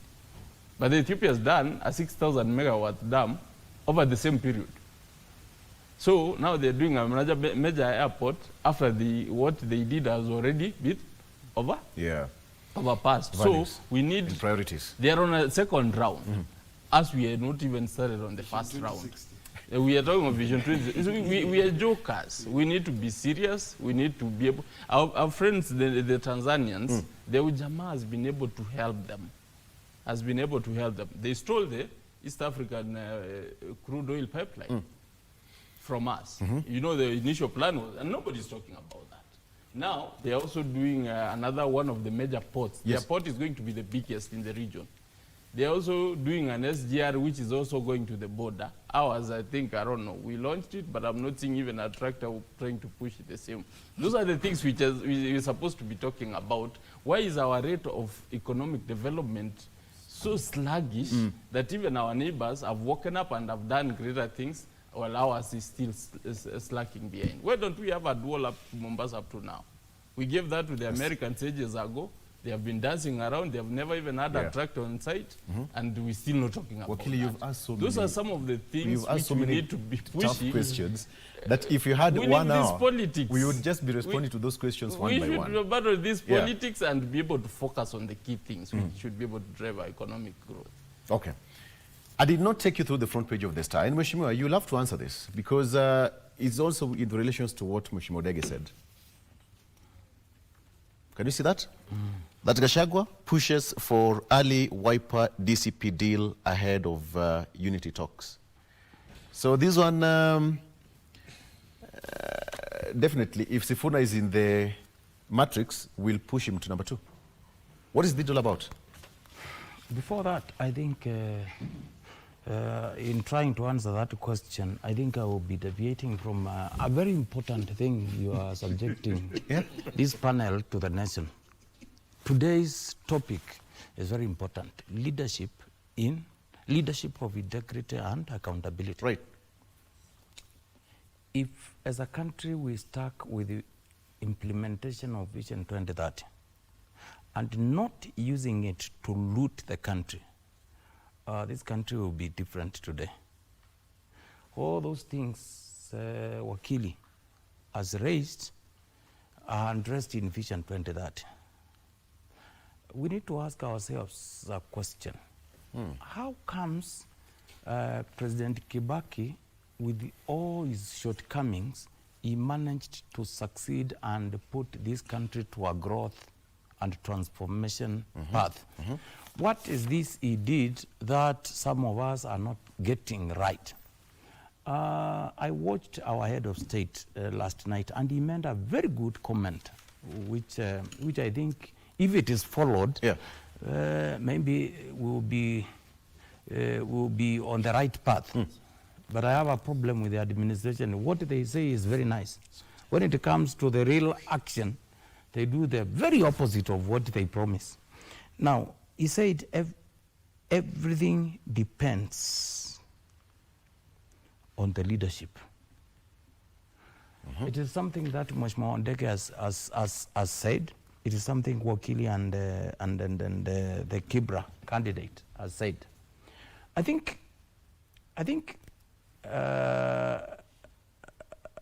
this Vision 2030 addresses so many things. It is not bad to think of Vision 2060 or 2063, whichever. It is good always to have a plan.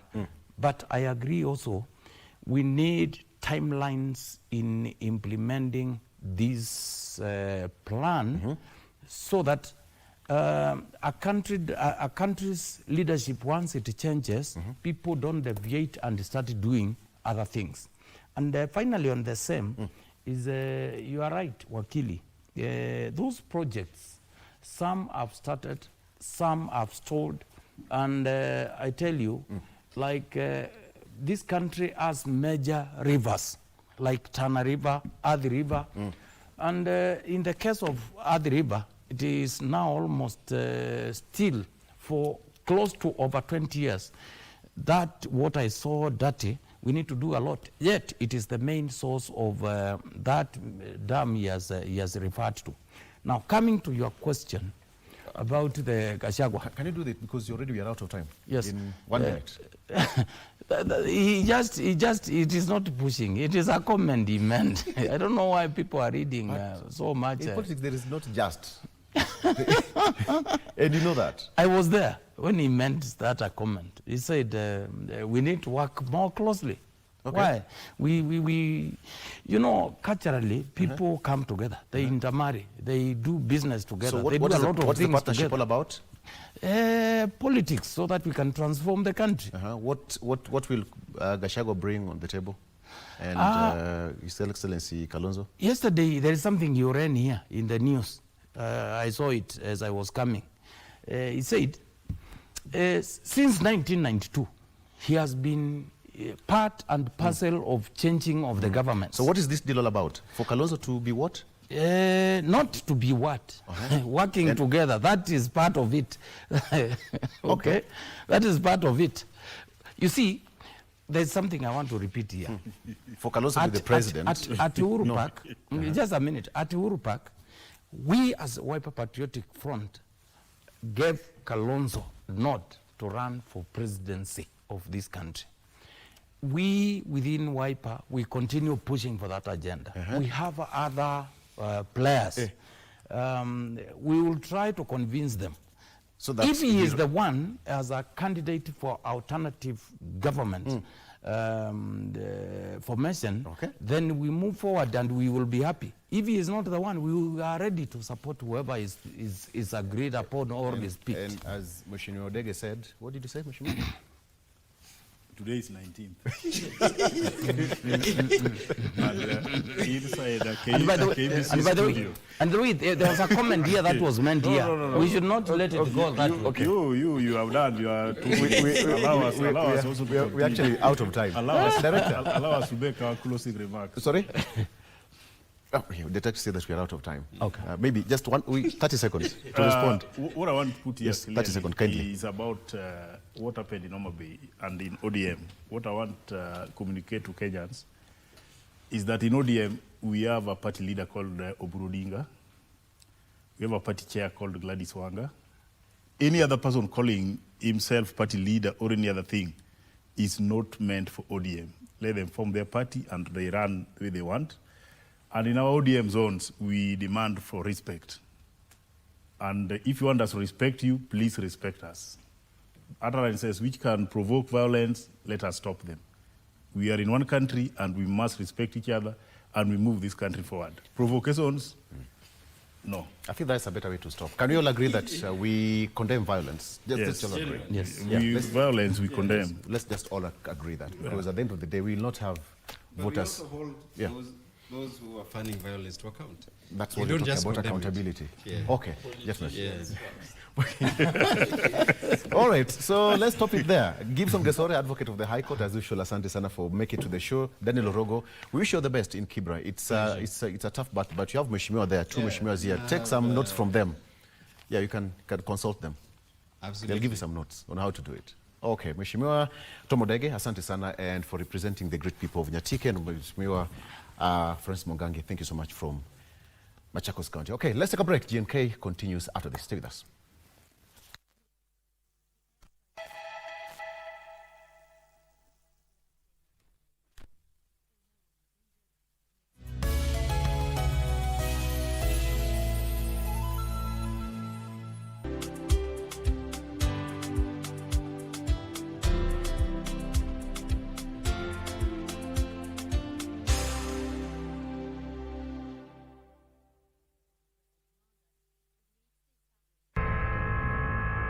you ready? Yeah, I'm more than ready. We always replace those who have left us. Hivyo ndo unafanyaga rafiki zako? Sometimes you have to sacrifice a servant in order to save the queen. Cheki. Dave, acha kuniongelesha kizungu mingi, sawa? Jibu swali yangu Mark. Unataka nini hapa? Gentlemen, Sam has left us. Marvin, hiyo hapana. Nimekataa. Yasin, sit down. I'm so sorry we got off on the wrong foot. Marvin, I like this guy. I like this guy.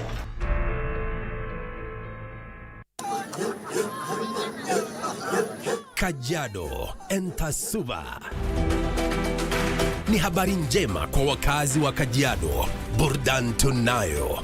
Nosim FM sasa inavuma kupitia masafa yetu mapya ya 105.7.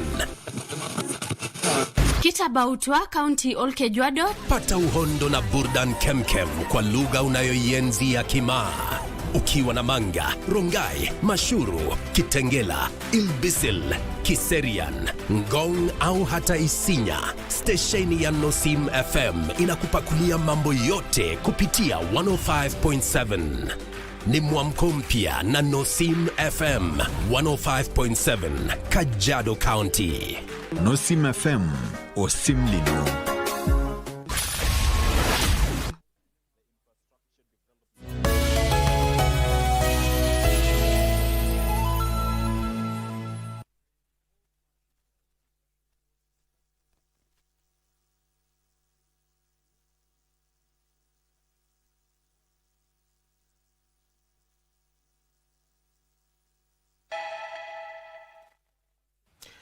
All right, we are glad that you're still watching KBC Channel 1.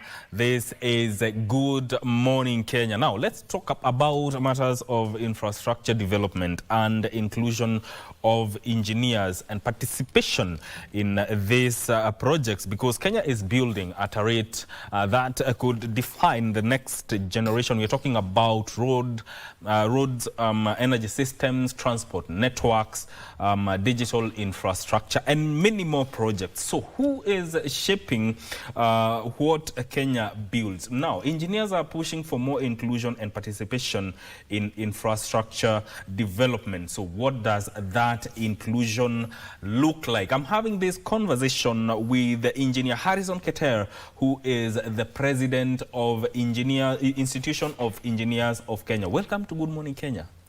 Thank you, Mike. And congratulations on your session to the presidents of IEK. Asante sana. Karibu sana. Yes. Now, let's start from the top. Now, yes. When we talk about inclusion and participation of engineers in infrastructure development, is there something that, first of all, we are missing? Yes, Mike. And maybe I should introduce myself first. Yes. Yeah, thank you very much. So my name is Engineer Harrison Keter. I'm the president-elect of the Institution of Engineers of Kenya, a mechanical engineer by profession with over 21 years of practicing engineering. So let's get to the point. Infrastructure. I think maybe it's good for us to understand what infrastructure first. Yes. Because sometimes there can be some misunderstanding of the same or some narrow thinking about what infrastructure is. Infrastructure is actually the backbone of development of every nation. And I would put it in simple terms, in terminologies that everyone can understand. I'm talking about roads. I'm talking about water supply systems. I'm talking about air transport. I'm talking about the digital space. I'm talking about manufacturing. I'm talking about building of houses. Construction of all kind of nature is infrastructure. And that is basically what determines development of any nation. So in terms of, are we missing something? The answer is a straight yes. Why am I saying so? 60 years into independence, we are still heavily dependent on foreign expertise, foreign technology. That one is a problem. Because by now, we should be able to do a majority of the things we want to do locally. Because that is how to develop, that is how to transform a country. Because by doing everything locally, or a majority, what it means is that you lower the cost of doing business. There is no way foreign expertise can be the source of low cost of doing business in any country. So basically, what it means is that whereas we may be seeing mushrooming of infrastructure here and there, the bigger question would be, what has been the lasting solution, the long-term impact of that infrastructure in the country? So what we're not getting it right is, how are we doing the transfer of knowledge and capacity locally so that our own people can be able to do it? Are Kenyans feeling the impact of the big infrastructure projects we are doing and the ones that we have done? If that was the case, then we would not be having the kind of unemployment rate that we have at the moment. Yet, we can see huge infrastructure projects taking on in our country. Certainly, there's something we're not getting right. And I hope that is what you are trying to debunk in this interview. Because there's a question of who is actually shaping Kenya's infrastructure. When we talk about greater inclusion and participation in infrastructure development, yes, how now does it look like from an engineering perspective? Okay, thank you, Mike. I think I like that question because then it takes us to where do we want to go? And for me, as the new president of the Institution of Engineers of Kenya, this is actually the very core of what I intend to do in engineering. So what does inclusion look like for me and for us in engineering fraternity? And what should it look like for this nation? Number one, engineering inclusion means preference or prioritizing the use of local professional engineers and prioritization of local consulting firms and construction firms. Why is that important? That is employment for our people. That brings down the cost of doing business. And for our engineering institutions and consultancy firms, that is building capacity, that is building expertise and the ability to even go out. Inclusion for me means delineating specific materials and products produced locally to be used by the infrastructure processes which are going on in this country. What that one does is that it grows the manufacturing sector in this country. And when you grow the manufacturing sector, those are jobs for the people of this country. Inclusion for me means also building capacity, building local capacity to be able to handle major infrastructure projects from design, implementation, commissioning, and most importantly, something that's largely overrated or overlooked, the operations and maintenance of that. Because that is the only time we can get value, meaningful value from our infrastructure projects. So for me, that inclusion also includes ensuring that we have programs in every infrastructure project that takes care of training and capacity building and exposure of our local engineers, local employees around, and basically ensuring that the infrastructure creates some lasting impact. What remains of an infrastructure after the project is completed and you know, the firms that took part in it goes. For me, that determines a big extent what inclusion would mean. The retained value is what inclusion would mean. Yeah, because there's a question of who builds and who benefits. But we'll come to that. I have a question, because when it comes to infrastructure projects, where are engineers included? Is it at the early stages or after a majority of policy, financing and procurement decisions have already been made? Mike, that is one of the dilemmas we have in this country and largely many of the developing countries. In most cases, engineers are involved towards the last stages. I'm talking about the practical, what is happening. What is on the ground. What is on the ground. What is the ideal? Engineers should be involved from policy development, conceptualization of the major infrastructure, design, implementation, supervision, commissioning, and eventually the operations and maintenance of the projects, up to and including decommissioning, depending on the nature of project. Because some major infrastructure projects have a lifetime, that if nothing major is done to revamp them, then you'll have to go through a decommissioning process. Decommissioning is a serious engineering process that looks at impacts, residual impacts on environment, people, wildlife, and everything around it.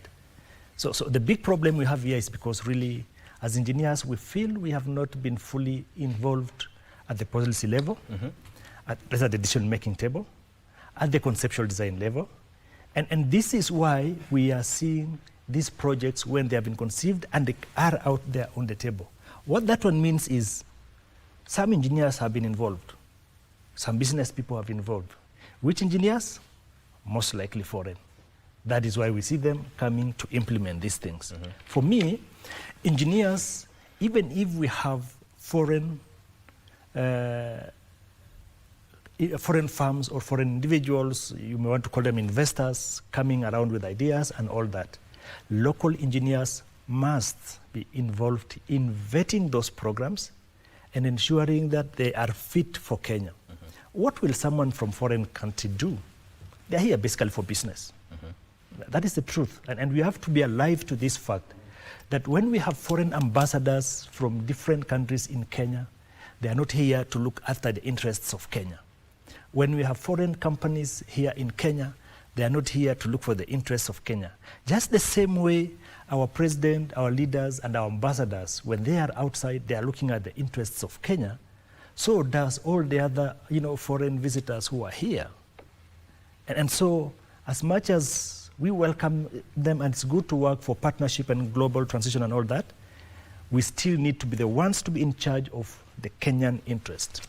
And the question here is it about the level of trust or when it comes to local engineering capacity? Is it the case that is leading to the engineering fraternity not being involved at the initial stages of these projects? There are two sides to this. First, let me look inwards.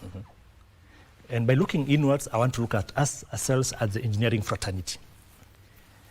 I think there's a place we have failed as engineers.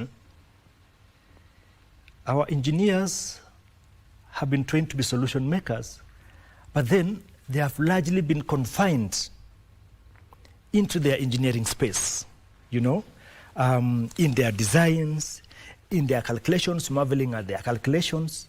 And hardly do you find many engineers going out to participate in conversations that would actually decide how engineering itself is practiced in this nation.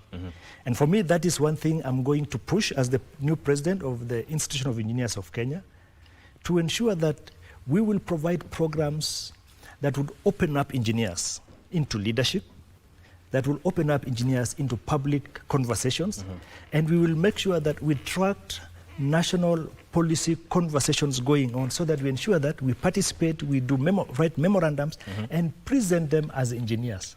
That way we will participate. Where we have been at the current stage is we have been at that stage of waiting and sitting pretty. We are the engineers. We are the top cream of this country. So we know it ourselves, but are the people convinced? That's the other thing. And that's what now we need to really work on. Work on ourselves to ensure we come out and we are more visible out there. And also in our technologies, in selling our programs. But now there's the other big element, which is on leadership and the public. I think colonization did a very bad thing in Africa and most of the countries colonized. Because what it did basically is to infuse into the people's minds that anything African, anything black, anything local is not good, is not quality. And that has entered the minds of many a people. And the biggest problem is on the leadership circles, where our leaders don't trust local engineers, they don't trust local solutions because of perception of superiority from what is foreign, including foreign even within our peer countries. You get? So for me, that is one of the biggest problems we have. And my presidency will focus on doing something, undoing that mentality by actually demonstrating and proving out there to the public that local engineers can do these projects. Are there examples maybe you can give of local capacity that can actually show that local capacity when it comes to engineering has what it takes to take on infrastructure projects? Mike, there are so many, only that we choose to see what is foreign. The M-Pesa mobile platform, we so much talk proudly about as a country, and we always showcase it to foreigners, is a Kenyan innovation by local Kenyans. It is something that has been studied internationally, and many of these money transfer platforms have actually benchmarked on. After M-Pesa, many other things have come that have followed. That is local. Number two, let me go to the space that I'm more familiar with. I work in the energy sector for a company called KenGen, Kenya Electricity Generating Company PLC, which is a top performing company in the country. And why is KenGen doing so well? And I want to go to the field of geothermal. Geothermal energy is a fairly new technology. And Kenya is among the leading companies both in the installation and also in the technology. At the moment, about 10, 15 years ago, we used to do our exploration and drilling from consultants consultants from foreign countries, New Zealand, name them Italy, the US, Iceland. But as we speak right now, all consultancies, exploration, drilling, power plant construction, and operations and maintenance is done by local engineers. And you will agree with me that in the 90s up to early 2000s, power rationing was a big problem in Kenya. Currently, that is not. Why? Because now we are in charge of our programs. We've been able to provide more power, and we are doing at a low cost because we are using local employers, local labor force. If you have to bring expatriates, their rates are very expensive, and basically because of their purchasing power outside in their homes. And for me, those are some of the things we have done in this country, and it is working. It's being done by our people. I want Kenyans to look around and appreciate that our people can do it. Otherwise, what is the use of taking our children to school if we are not giving them the opportunity? Engineering is not an art that you cram it like once. Engineering excellence is a progressive process. It's a process that takes both training but also practice. Putting into practice what you have learned. That is what engineering is. And it brings me to where do we get it wrong in our country? We train our students at the universities. Okay? After they graduate, what do? We leave them out into the open. We are not providing them any seed for them to try and test their technology and influence things. We are not guaranteeing them internship where they can practice the skills they have actually learned when they are fresh and still have them in their minds. So we end up losing it. If you don't practice engineering, you lose it. Otherwise, engineering is gained through experience by working and practicing. And within the engineering fraternity, or even within IEK, are there mechanisms that feeds to the national technical expertise directly to the national infrastructure policy? Is there a mechanism like that? Yes.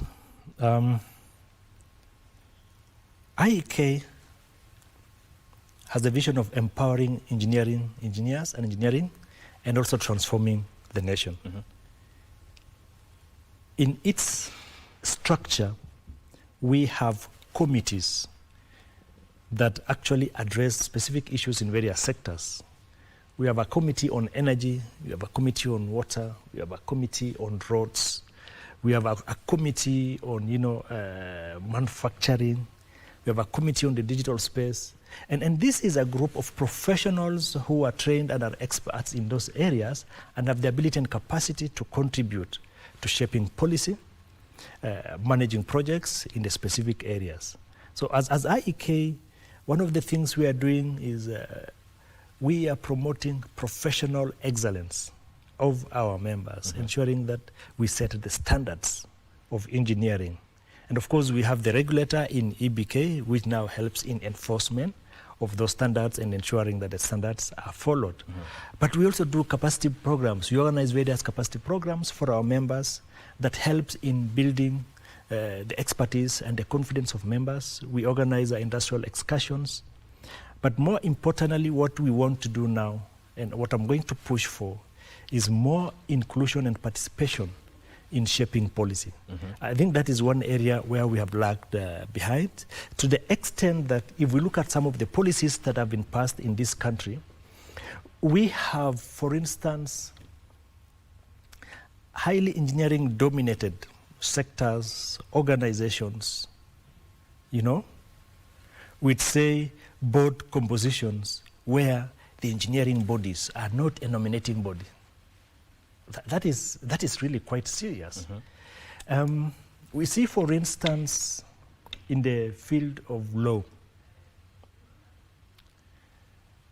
to be a judge or the president of law society, not law society, or even the jurists, you have to be a lawyer. But when it comes to main engineering infrastructure, we have seen all kinds and manner of professionals holding top leadership in those positions.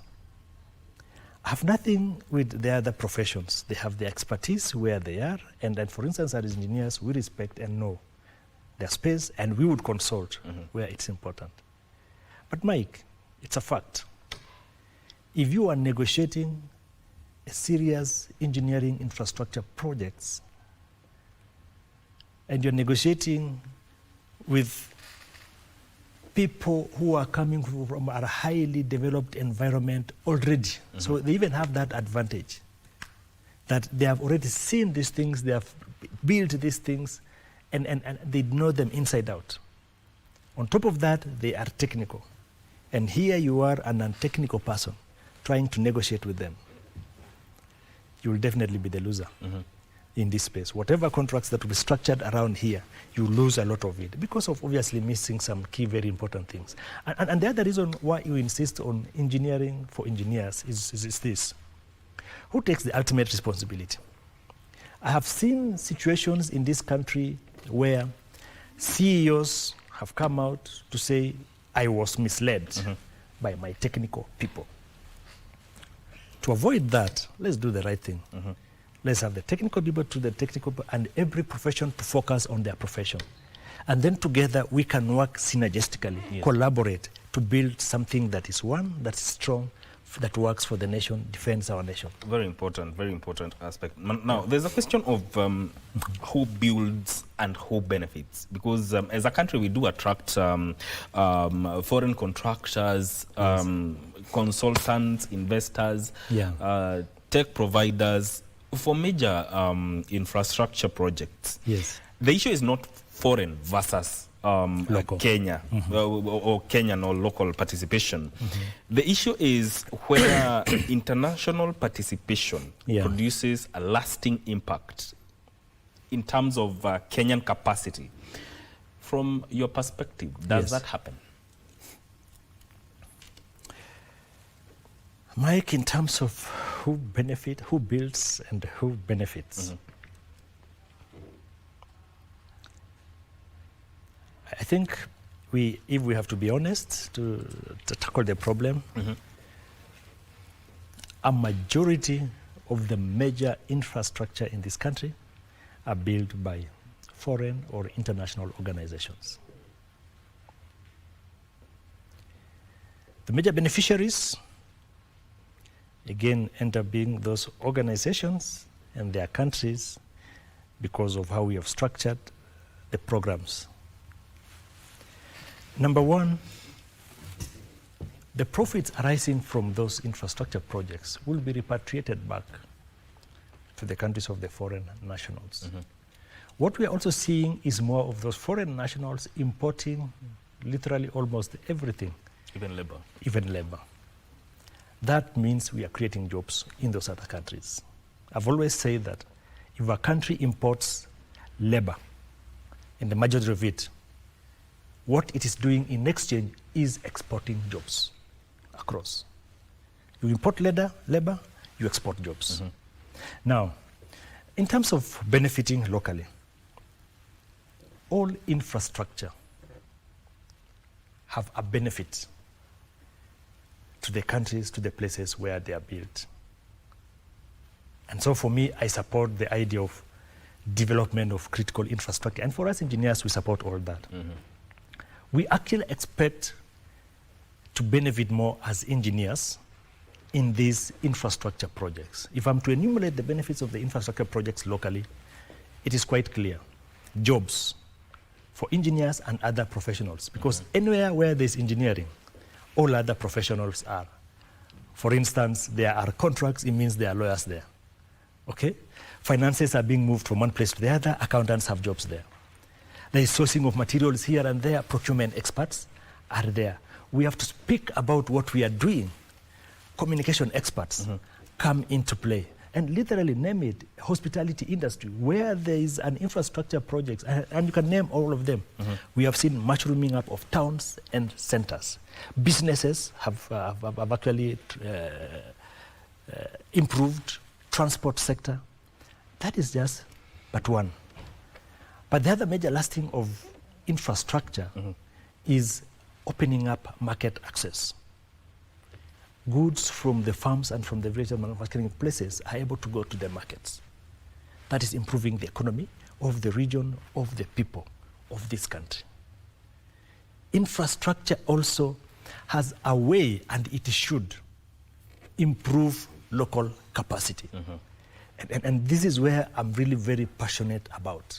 And what I'm pleading to the nation and to the people of this country, that let us allow and give space our local engineers to participate in infrastructure development. Yes.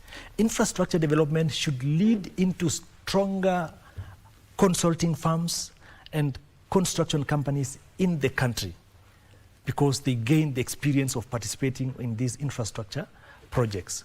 But when we don't give them that opportunity, we lose all those benefits and just get something very simple and very small. Yeah. And that is why we talk about being intentional in delineating and saying, this kind of jobs, engineers, this kind of jobs, can we see whether we have our local expertise around? If not, then we allow the contractor to bring in the foreign experts. And even when the foreign experts come in, we need to have a deliberate effort and program that can be as evaluated and tracked to show that capacity building or local or transfer of knowledge to the local engineers and people is actually actively being done. And when you look at this inclusion that you're talking about, is the problem simply lack of opportunity, or just do some Kenyan engineering firms also need to build the required competence to handle major international related projects? Okay, Mike, I like that question because it really touches on the nerve of why and what we should do.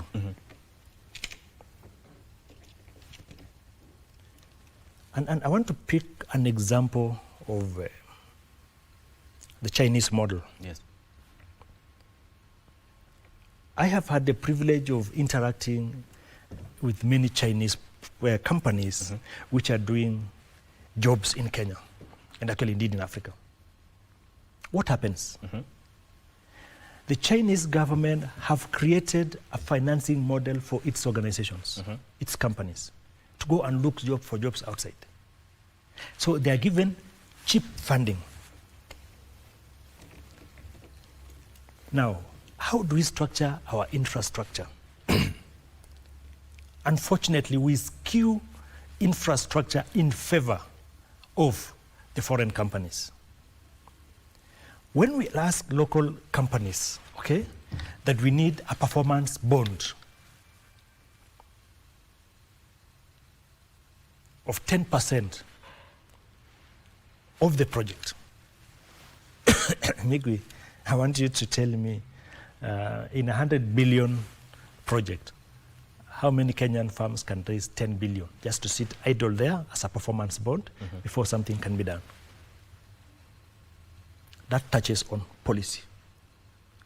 If we want to actually develop the capacity of our people, some of these policies, when it comes to local farms, should be waived. And the government actually should find a way of absorbing that risk so that the local consultants firms and companies can thrive, can also develop. So we price ourselves out from the word go. Is this something that would need legislative action to effect? Policy, legislation. We have talked of 40% inclusion of our local companies. But what steps have we made to ensure that that inclusion is implementable? Policy legislation would be required. That even if we are talking of this kind of performance bond and all that, for local companies, something different should be structured to ensure that that works. Yes. Secondly, when it comes to financing, and I'm really happy, very happy about the National Infrastructure Fund program. This is going to be revolving. This is going to be largely Kenyan. Now that it is Kenyan, I hope that and look for that we can do away with some of those very stringent conditionalities provided for by foreign funding, FDIs. Because you see, for them, they are looking at their money and security of their money. With the National Infrastructure Fund, we should see that more of the works should be given to local farms. These are our people, and these are our money. So that legislative aspect is required for deliberate development of our people. Talking also of whether our people have the capacity. I've already demonstrated to you that our local people can do these things. Yes. We have foreign guys swarming Olkaria geothermal space every now and then, coming to see what we are doing in this. How are we doing it? To be honest with you, and many of them have confided in me because I've been in geothermal for 8 years as working as the assistant operations manager. Foreign guys would come and, after going round, at the end of it all, they'll be so impressed and tell you, I have to be honest with you, I didn't think that all this is being manned by Kenyans. I expected to see some foreigners manning it. So the capacity is there, we can do it. We just need to build it, we need to give it an opportunity. Yes. And the policy change that you've seen. And the policy changes that we need. Then the other thing also is preferential treatment. Even where we don't have capacity, can we strategically insist on JVs, joint ventures, with actually clear mandates of each, and even benefits in terms of, if we have 100% value of the project, in a JV, what percentage should be local? We don't want JVs that just want to use Kenyan names. Yeah. But when it comes to actual benefit, the Kenyan companies are not getting. Can we have those kind of encouraged JVs? Can we have a program of saying materials? It is ambiguous to give, say, 30% of materials should be from Kenya. Yet you don't have a way of tracking how these materials are being procured for you to say they're from Kenya. Somebody will tell you, we are not able to get this from Kenya, so we are importing. And because you have not put in place mechanisms and checks to ensure that this material, we need to have item, the way it's done in contracts. Cement, steel, this must come from Kenya. And you need proof,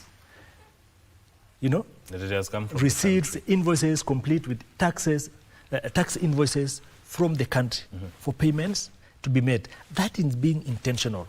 Yes. That's the kind of inclusion I'm talking about.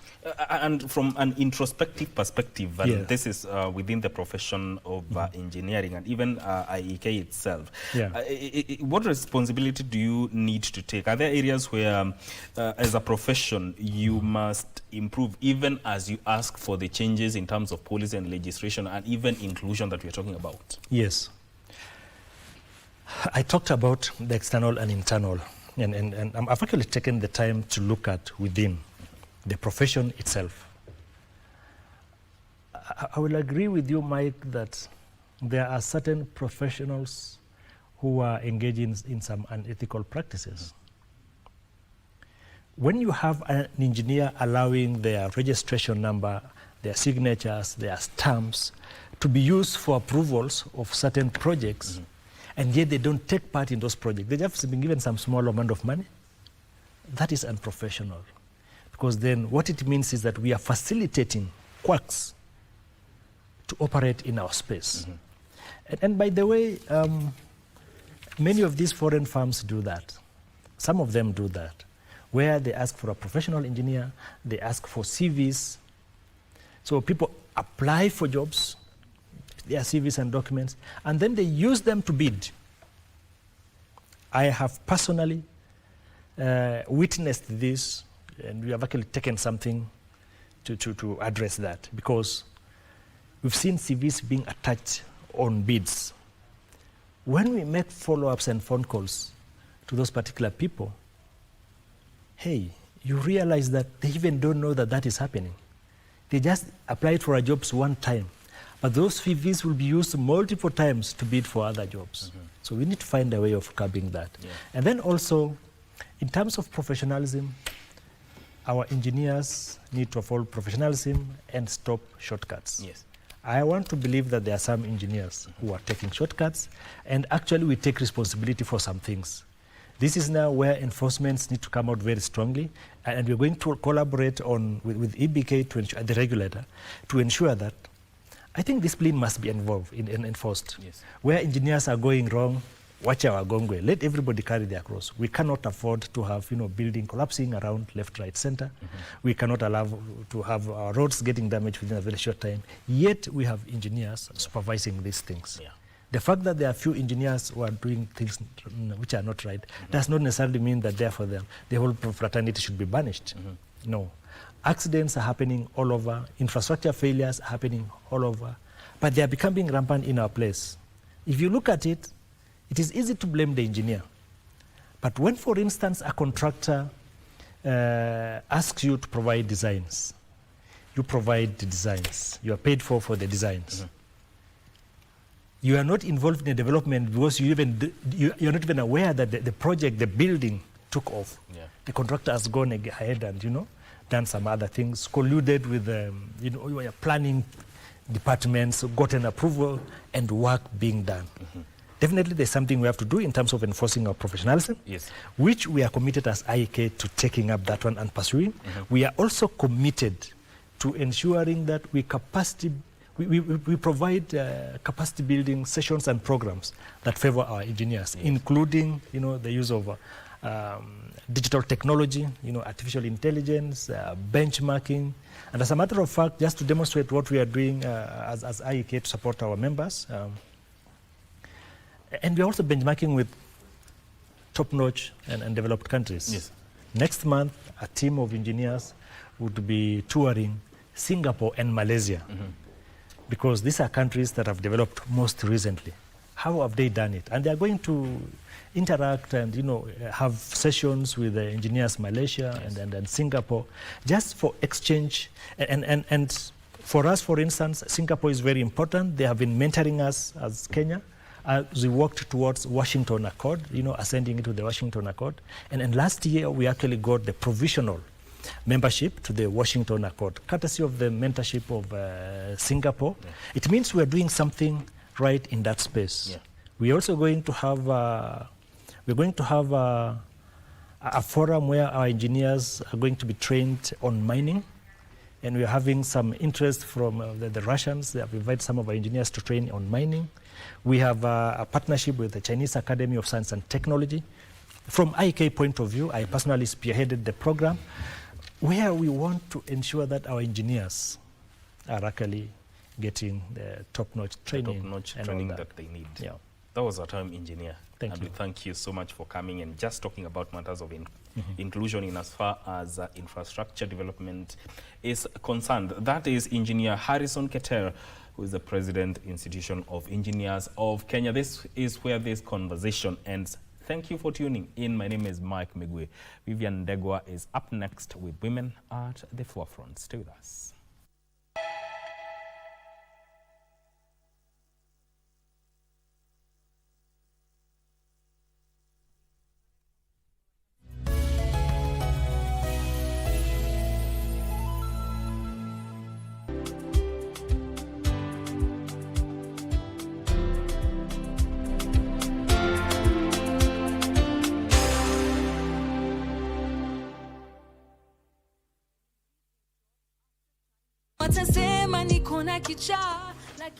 Skiza, Mandy amenituma ni bring some sense into that head of yours. Patane kotini. Ameninyonga karibu aniue. Halo ofisa, naomba mfanye patrol area hii. Wacha nitajaribu kumtafuta Mandy nimpigie simu. Umeogopa kurogwa? Siku ngapi? 2. Shelo kwa kuja hapa kunichota. Hii shamba la kanisa liko kwa jina lako binafsi. Ndugu Muli hapa. Hata alikuwa amepitia. Mnazungumzia shamba yangu na huyu kwa nini? Why? By the way, unajua si vigumu pia kupotea. Mimi labda unipigie risasi Muli. Unadhani hiyo ni huni? Ulishaonja pesa ya wizi. So hakuna pesa tamu kushinda hiyo. Pia mimi ulinirecord. Kwani unaonaje? Kama ndio tabia, sasa nani atakutrust na information? Unajua wewe na Muli ni kitu kimoja. Tunatambulika kwa mandhari yetu ya kuvutia, tamaduni zetu, ukarimu wetu, vyakula vyetu, uchapakazi, na pia kwa sauti tofauti za watangazaji wetu waliobobea. Dibengo niko hapa aka upcoming sponsor. Bila shaka hapa ni kama PDG, ma deep state pia vile cartels. Tunaenzi talanta za pwani, tunakuza talanta za hapa kwetu nyumbani. Tell a friend to tell a friend. Tuko mjengoni kama kawa na wanangu wengine wawili. Usikose kutegea 103.1 Pwani FM, station ambayo itakupa fursa ya kupata uhondo kamili wa pwani na kuleta Wakenya pamoja. Pwani FM, tafrija ya kipwani.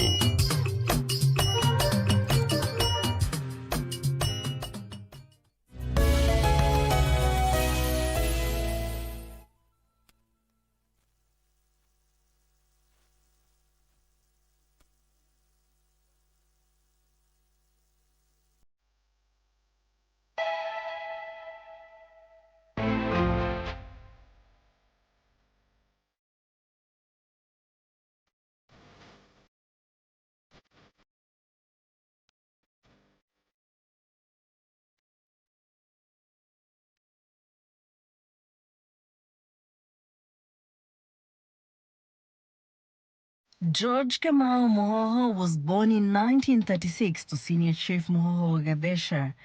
He is the younger brother of Mama Ngina Kenyatta, Kenya's First Lady, and an uncle to Kenya's 4th President Uhuru Muigai Kenyatta. Mohoho studied at Gatito Primary School before proceeding to Albanian University, where he studied international relations and diplomatic practice, and Collegio San Pietro, where he attained a master's degree in canon law. In 1963, the year Kenya attained independence, Mohoho was ordained as a Catholic priest.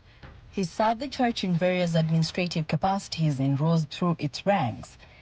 In addition to serving as private secretary to the Pope, he became the first black African papal envoy to Brussels, Luxembourg, the Council of Europe, and NATO.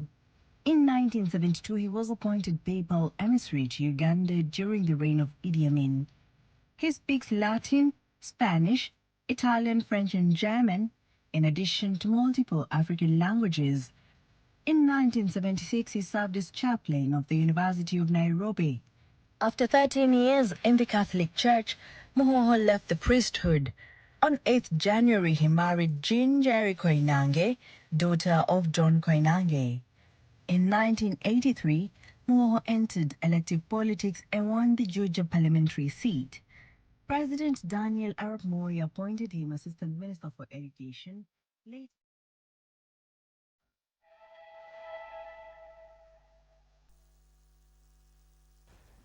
Thank you for staying with us. This is Women at the Forefront right here on Good Morning Kenya, which is a segment that we get to highlight women who are doing amazing and great things all together for the community and the country at large.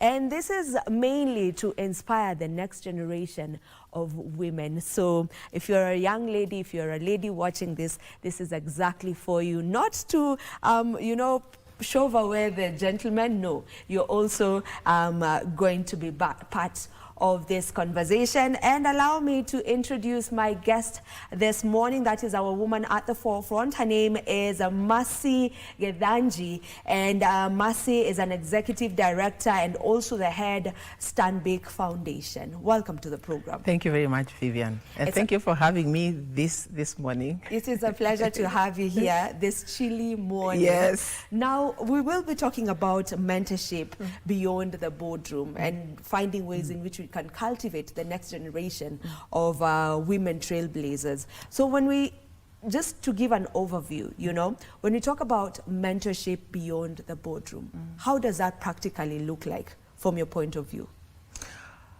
Interesting question, Vivian. I think it has many aspects. Right now, what you and I are doing is mentorship. Absolutely. Because hopefully by the end of this conversation, there will be some nuggets. Somebody watching would think, oh, what Mercy said or what Vivian said, that is something I can go practice. And again, the communities we find ourselves in, many of us find ourselves going to churches. We find ourselves in some chama with the younger people. We are also aunties and mothers and shows at some point. So how do we carry ourselves in all the spaces we find ourselves in, so that somebody does not only hear what you say, but they see what you're doing and they think, I can emulate what that person is doing. Even when you look at the newspapers and find a woman trailblazer, and the question becomes, how did she get here? And if you get to see her story, that's still mentorship. So you don't have to have a one-on-one with someone, but you can actually emulate somebody's life from afar, because you can relate to where they are coming from and think, let me see how they got where they are, so that I can see how to get there. Yeah. Very well explained. Mentorship happens in our everyday life. I agree with you on that. So your work is mainly anchored on, advancing financial inclusivity for women as well as other things. I want us to first major on this. So when we talk about that, just advancing women's financial inclusion, how do we shift this to the point where it is getting to that woman in the grassroots level? It's trickling down to every other woman. And I think that has been the question for the longest time. You called me here. We are here, Vivian, because I'm doing this work from Stanbic Foundation. Yes. And that is one of the major things we are doing with one of the, actually 2 projects on financial inclusion.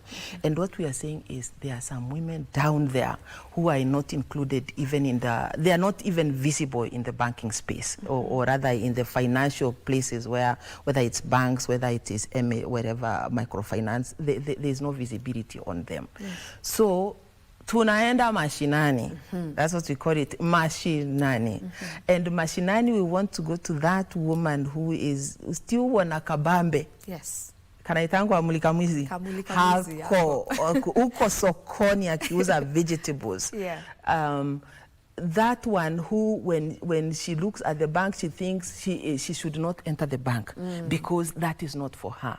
And we are telling her, imagine all these places, all of us are worthy of getting in them. So when we go there, you asked how we are bringing them up. What we go there, we do is we bring them together, mobilization. We begin training. Training which is very basic. It begins with you must learn to separate your financials, your business money, and your personal money. So that you don't just think because I have gone home with 1,000, the 1,000 is mine. Kuna ya biashara na kuna yako. So when you learn to separate those, then you learn to save. As you learn to save, you see that we start seeing transactions. As then you are becoming bankable because somebody can see some transactions. So yes, tunaenda huko mashinani, Vivian, and we are interested in that woman because when a woman succeeds, a family succeeds, and when a family succeeds, the nation succeeds. Yes. They say that when a woman succeeds, the community succeeds, and the entire nation gets to succeed. So maybe what would you say are the gaps that are standing in line of women getting to their fullest potential? There are many gaps. One which has been talked about a lot is even what does in a paternal society. A woman really does not own much. The property is the husband's. So even if you're working in, let's say, your coffee farm or tea farm or wherever it is you're farming, it's not your farm. Therefore, even improving it becomes difficult because let's go to like the coffees and the teas. When you go to, when the money comes, guess in whose name it is? The man's name. Guess who did the work? That becomes a barrier because if it is indeed yours and you think you know how to improve it, you would be getting the money at the bank and you know how to put some money back into the farm. But if it is not yours, you're almost just the worker there. You might never improve your yields because you never really have any money to improve. You're literally an unpaid worker. That becomes one of the biggest barriers because even if you go to the bank and they ask for collateral, you do not have collateral. So it becomes difficult to be able to access finance if you have no collateral, which is one of the things we are working on giving small grants so that you're able to, you can start catalyzing your business with grants that do not require collateral. The other things, of course, is like what we were talking about earlier about even our financial literacy. There is financial literacy, there is also digital literacy.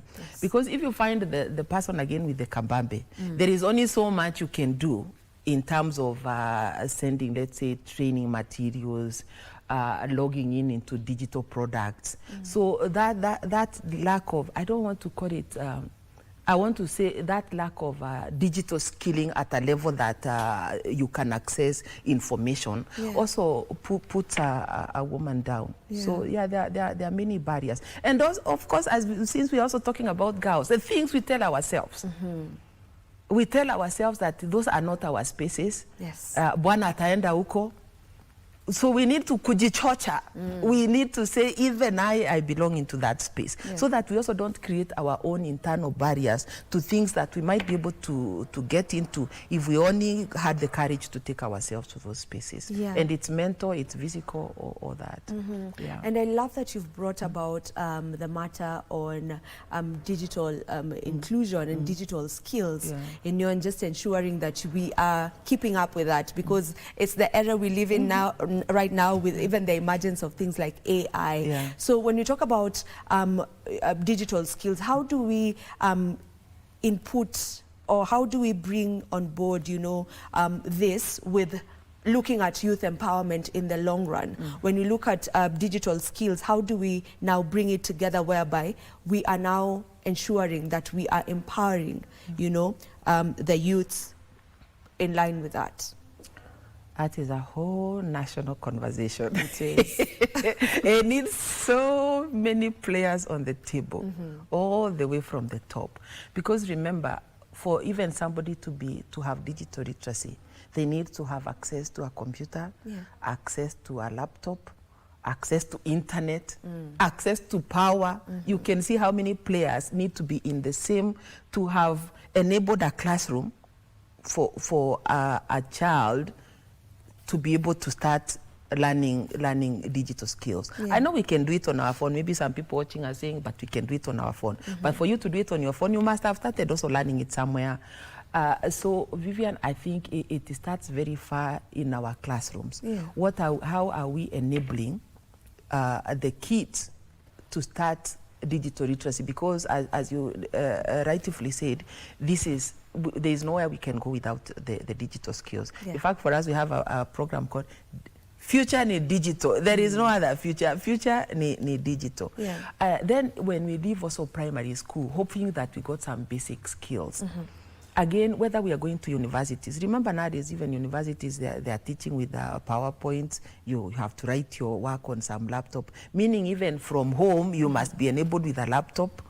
When we get to the TVET, I have always said one of the biggest things, if somebody can be, let's even say a welder, if you get your digital skilling right, and somebody gives you a get on 3D, si utanunua. Exactly. Because you're seeing what they're telling you, this is how we'll make your gate, this is the 3D. You can see how it will fit. You will buy it at a premium. Imagine being sold by the other guy on the roadside, ule anakuambianga, nitakuchorea. Utaona tu vile itatokea. So in short, the digital skills also allow us to be able to sell our products at a premium. It allows us to do the gig economy. You guys and the younger ones, the jobs are very scarce nowadays. But you can work here, work there.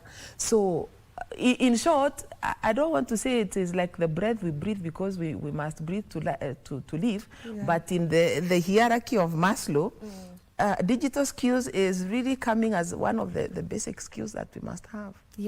And you know, speaking about that, it is evident that many young people are well equipped when it comes to digital skills. You know, many of them, I mean, they are now growing up in that era, so they are quite well equipped. So maybe what we may say is sometimes we don't know how to bridge the gap between the talent, because you already have this skill, so you have this talent, between the talent and the opportunities. So maybe what best way do you believe would come and assist in just bridging that gap between the talent and the opportunities available? I think it's a combination of many things, Vivian. The first thing when you're talking that got to me, I started thinking, do you have a hunger in yourself to succeed? Or you're happy in your parents' house when you're talking about the younger people. If you have hunger, you start finding ways to put your skills to use. The other one is around entrepreneurship. I think we go to school so that we do well, we go to university, we pass, and then we get a job, right? Our path is very well set. The question is that path relevant anymore?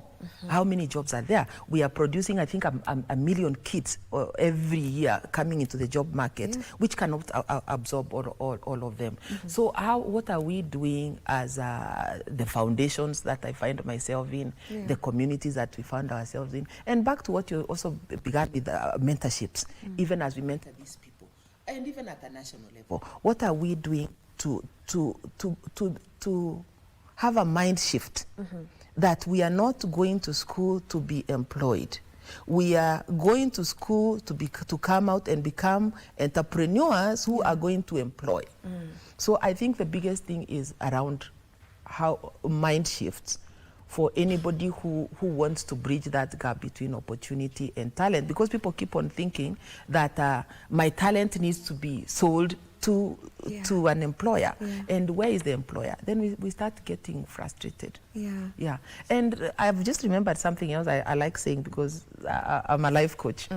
What is it that you have in your hands? Let's start there. Let's not say that things must come from there. Let's also start asking, back to what you said, in economic education, I am a digital native.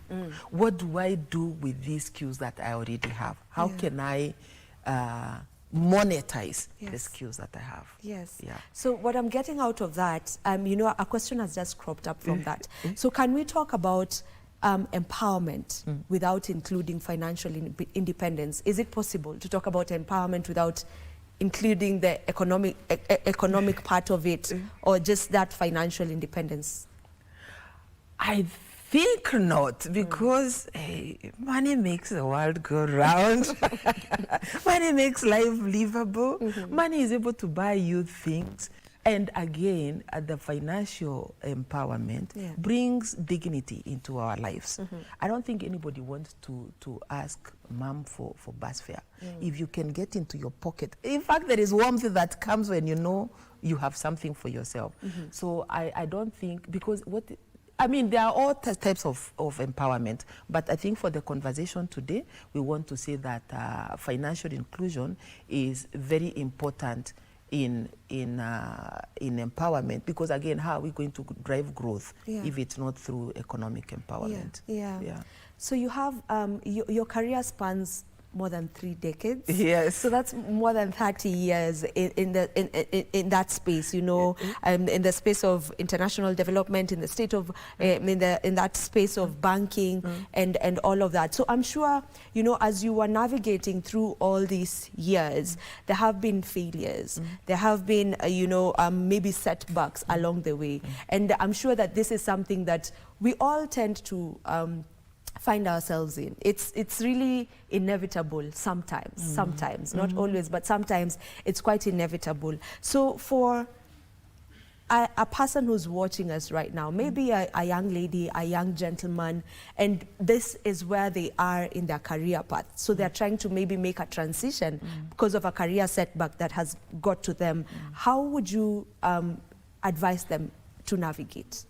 I like that question, Lillian, very much, because one of the things that we are guilty of, many of us, is looking like we just dropped from heaven and our career path has just been paved with gold. So it's also good to show people that there have been setbacks. I do not want to answer what somebody should do, but I can tell them what I did. Please. For me, I would say when I started in banking, I spent 10 years in the bank, and then I chose, if banking was not for me, I wanted to go into the development sector. And I left without a plan. So insight there, lesson number 1, have a plan. Don't just leave a job because it is not working, unless it has health issues or really you can actually say it's not working for me completely. But even before it gets to that level, please be able to say, this is not working for me. So what are my options? Do I want to go back to school? Do I want to look for another job? So have options, have a plan B. Don't just live like me, who left and went home, spent 2 weeks at home and then realized housewifing was not my thing. And for me, I left and went back to school. When I came back, it was transitioning to development sector was hard, because everywhere you go, people tell you your skills are in banking. So how do you want to come to this other side? So what I would say is volunteer. Find out what is that place you want to go to. What are the skills that you need? Is it something you can get in school? Then you go back to the classroom.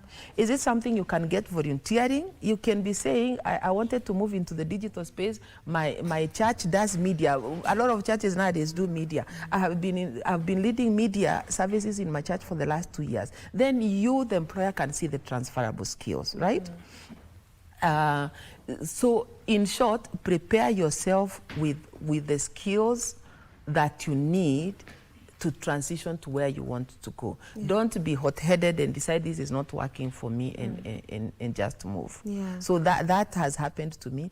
And the other thing which I really am a believer of, write your goals down. Write the things you want in this life, because they shall forever remind you, this is where I'm going. You have a path. When other things come this way and this way, you are not pulled into different directions. You wanted to go this way, now tunakusikia you're on this side. Have focus, so that you have guardrails to help you focus into the direction you want to go. And life is meandering, Vivian. We don't get where we want to go on a straight line. We meander around, but always, if I ask you why you're here, you will be able to tell me, I'm here because I want to go here, but this is what I've come to collect here, so that it propels me to the direction I want to go. So focus on the things that you want. But change of direction is also allowed, because as we grow older and wiser and we get to know other things, we could change direction. So don't also say, because when I was 25 I decided I must become a pilot, even now nasijafika huko at 37, this is where I'm still going. Sometimes I call it, in the meantime, yes, what are you doing? You might reach here, or you realize somewhere around the 32, actually that's not what I want. Yeah, you take the detour and keep completely moving. It is your life, and it is your one life. Live it well. Very well said. So now there's something you had mentioned earlier on self-belief, and I want to get into that, because sometimes the barrier isn't really, you know, the capabilities that we have. Sometimes it may be our self-doubt, what we now call, or what we call, imposter syndrome.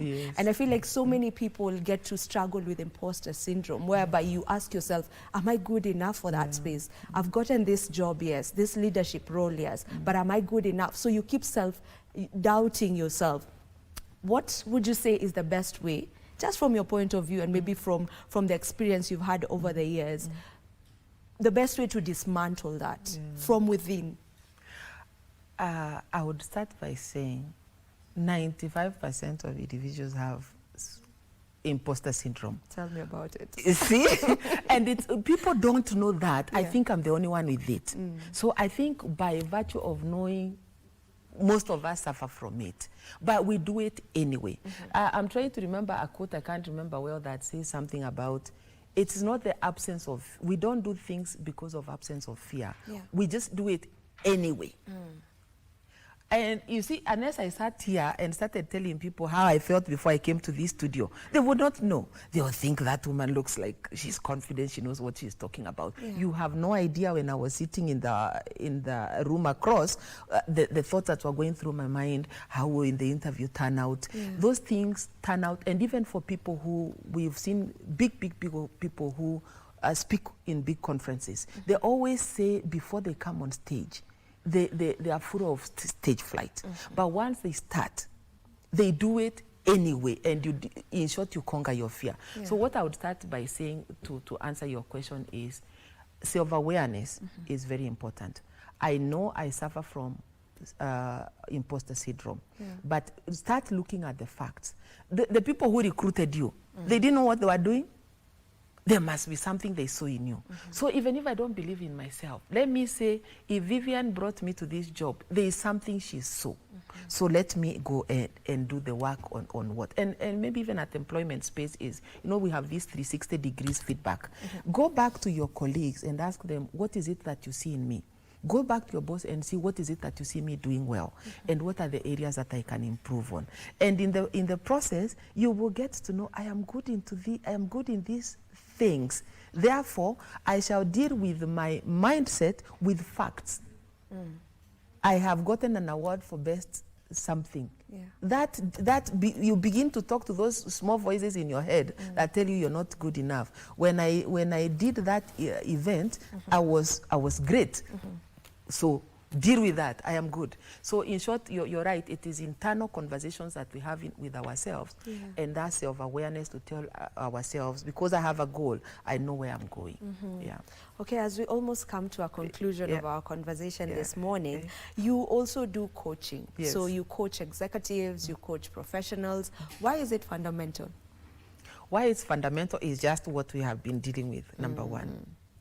Because if you're by yourself, you do not have somebody pushing you, then you can come to a point of telling yourself, I am, after all, can I really deal with that other level? You talk to yourself and tell yourself, no, I think let me stay here. Because many of us are also afraid of failure. But in the coaching space, we will talk about why you're afraid of failure. Why can you not? I mean, you cannot fail before you've even tried. And one of the biggest regrets in life is the things we did not do. It's not the things we did. It's the things we never got to do. So in the coaching space, we get somebody to listen to you with no judgment, with no agenda. The only agenda in that room is to help Vivian, is actually to support and to partner with Vivian to get to where you want to go. Because when we come to that room, we are talking about you, not me. And what is it that you want to do with your life? And because it is a very safe space, you're able to voice some things you've never even voiced to your friends or your family, because you can get an answer that tells you, how do you think you can get there? But for me as a coach, I'll tell you, let's map up the journey on how you're going to get there. Yeah. So altogether, you know, our subtopic was cultivating the next generation of female trailblazers. How does that look like? I think, how does it look like? I think it looks like what you're doing, bringing women to this table, and young women watching, thinking, I like that one, I like that one. I would say somebody can even go further and say, when I listen to that one speak and they spoke to me, I will reach out to them and ask for mentorship. I tell you, women are also interested in mentoring other women. I will reach out to her for mentorship purposes. Or depending on where you are in your career, I will find a coach. So, or sometimes it's just a trigger. It triggered something in me. Maybe it is in mindset that now I will go and read about that thing. Or now I am motivated to go do that thing that I have not been doing. So it looks different things to different things. But ultimately, you see, it is me as the young woman to figure out from all the information I'm getting, how do I digest it and what do I do about it? Yeah. All right. I want to finalize with a question that I like asking the women I get to sit on this table with. If you were to mentor your younger self with words, what would you tell her? Which younger? The 10, the 20? The younger one who's just getting into, you know, now discovering herself, that 18-year-old, 18 to 21-year-old. You. What would I tell her? I would tell her to be more confident. I would tell her to ask more. I would tell her to be more visible, and that not everybody is thinking about you. The only person who really cares about you is you, and number 2 is your mother. So how do I advocate for myself better, to myself and to others? Advocate more, advocate better. Amazing. And be fearless. There's nothing to fear. The world doesn't owe you anything. So go out there fearlessly and ask. Not just asking. Ask yourself, ask the Lord, ask the universe for that you want. Don't be afraid. Yeah. Allow me to ask you for your final remarks. That's your camera.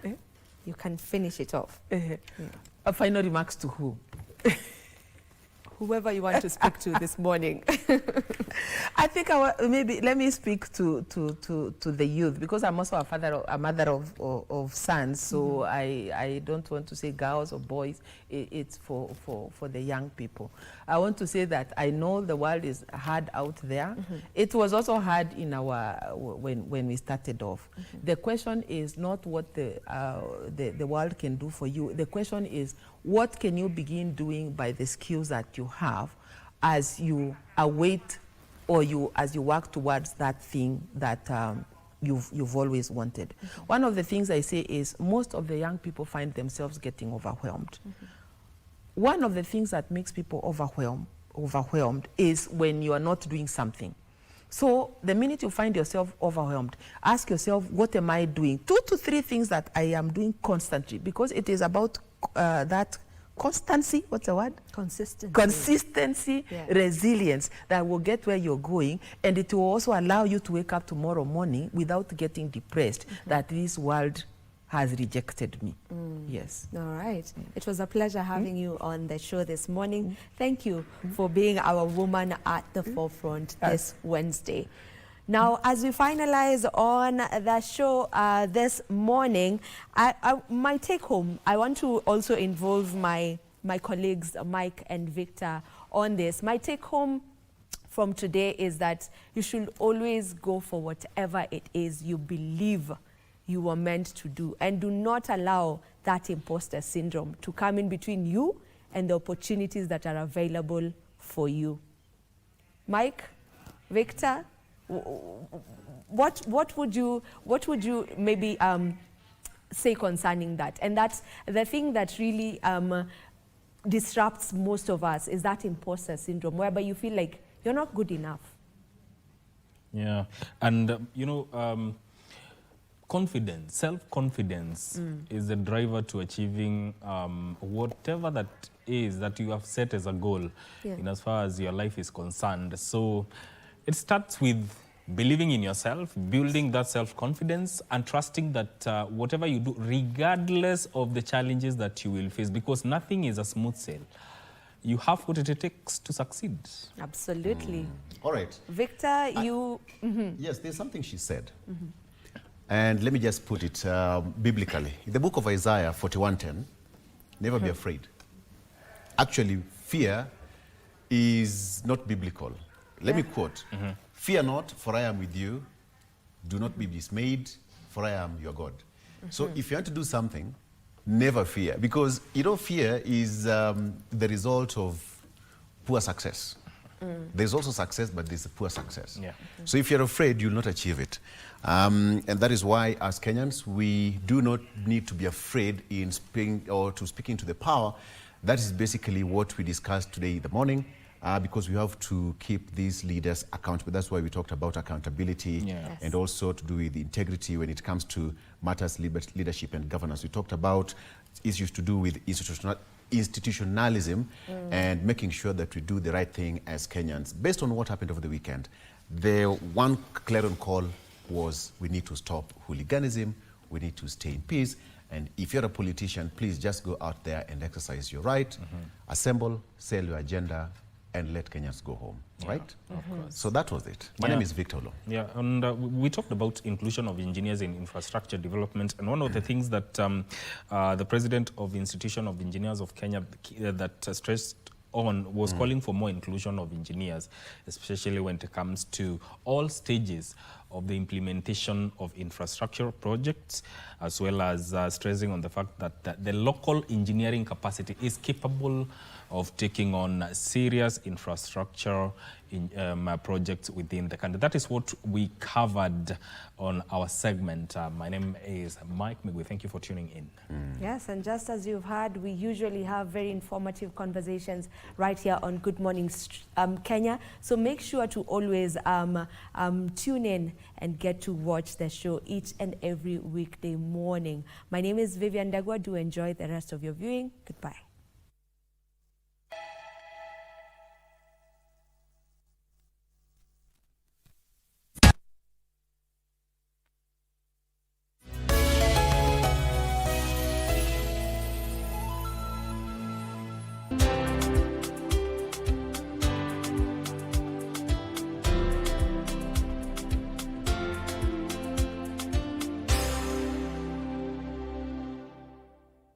The wait is over. KBC Iko Huduma Center. Starting with Nairobi, kupata huduma za KBC imekuwa rahisi. From digital guidance and signet services to booking of commercial adverts and documentaries. Visit our dedicated desks at Huduma Center GPO, Times Square, Makadara, Kibera, or Eastleigh. Tunakungoja hapo. Whether it's a casual announcement or a specialized media solution for your business, we are here to serve you.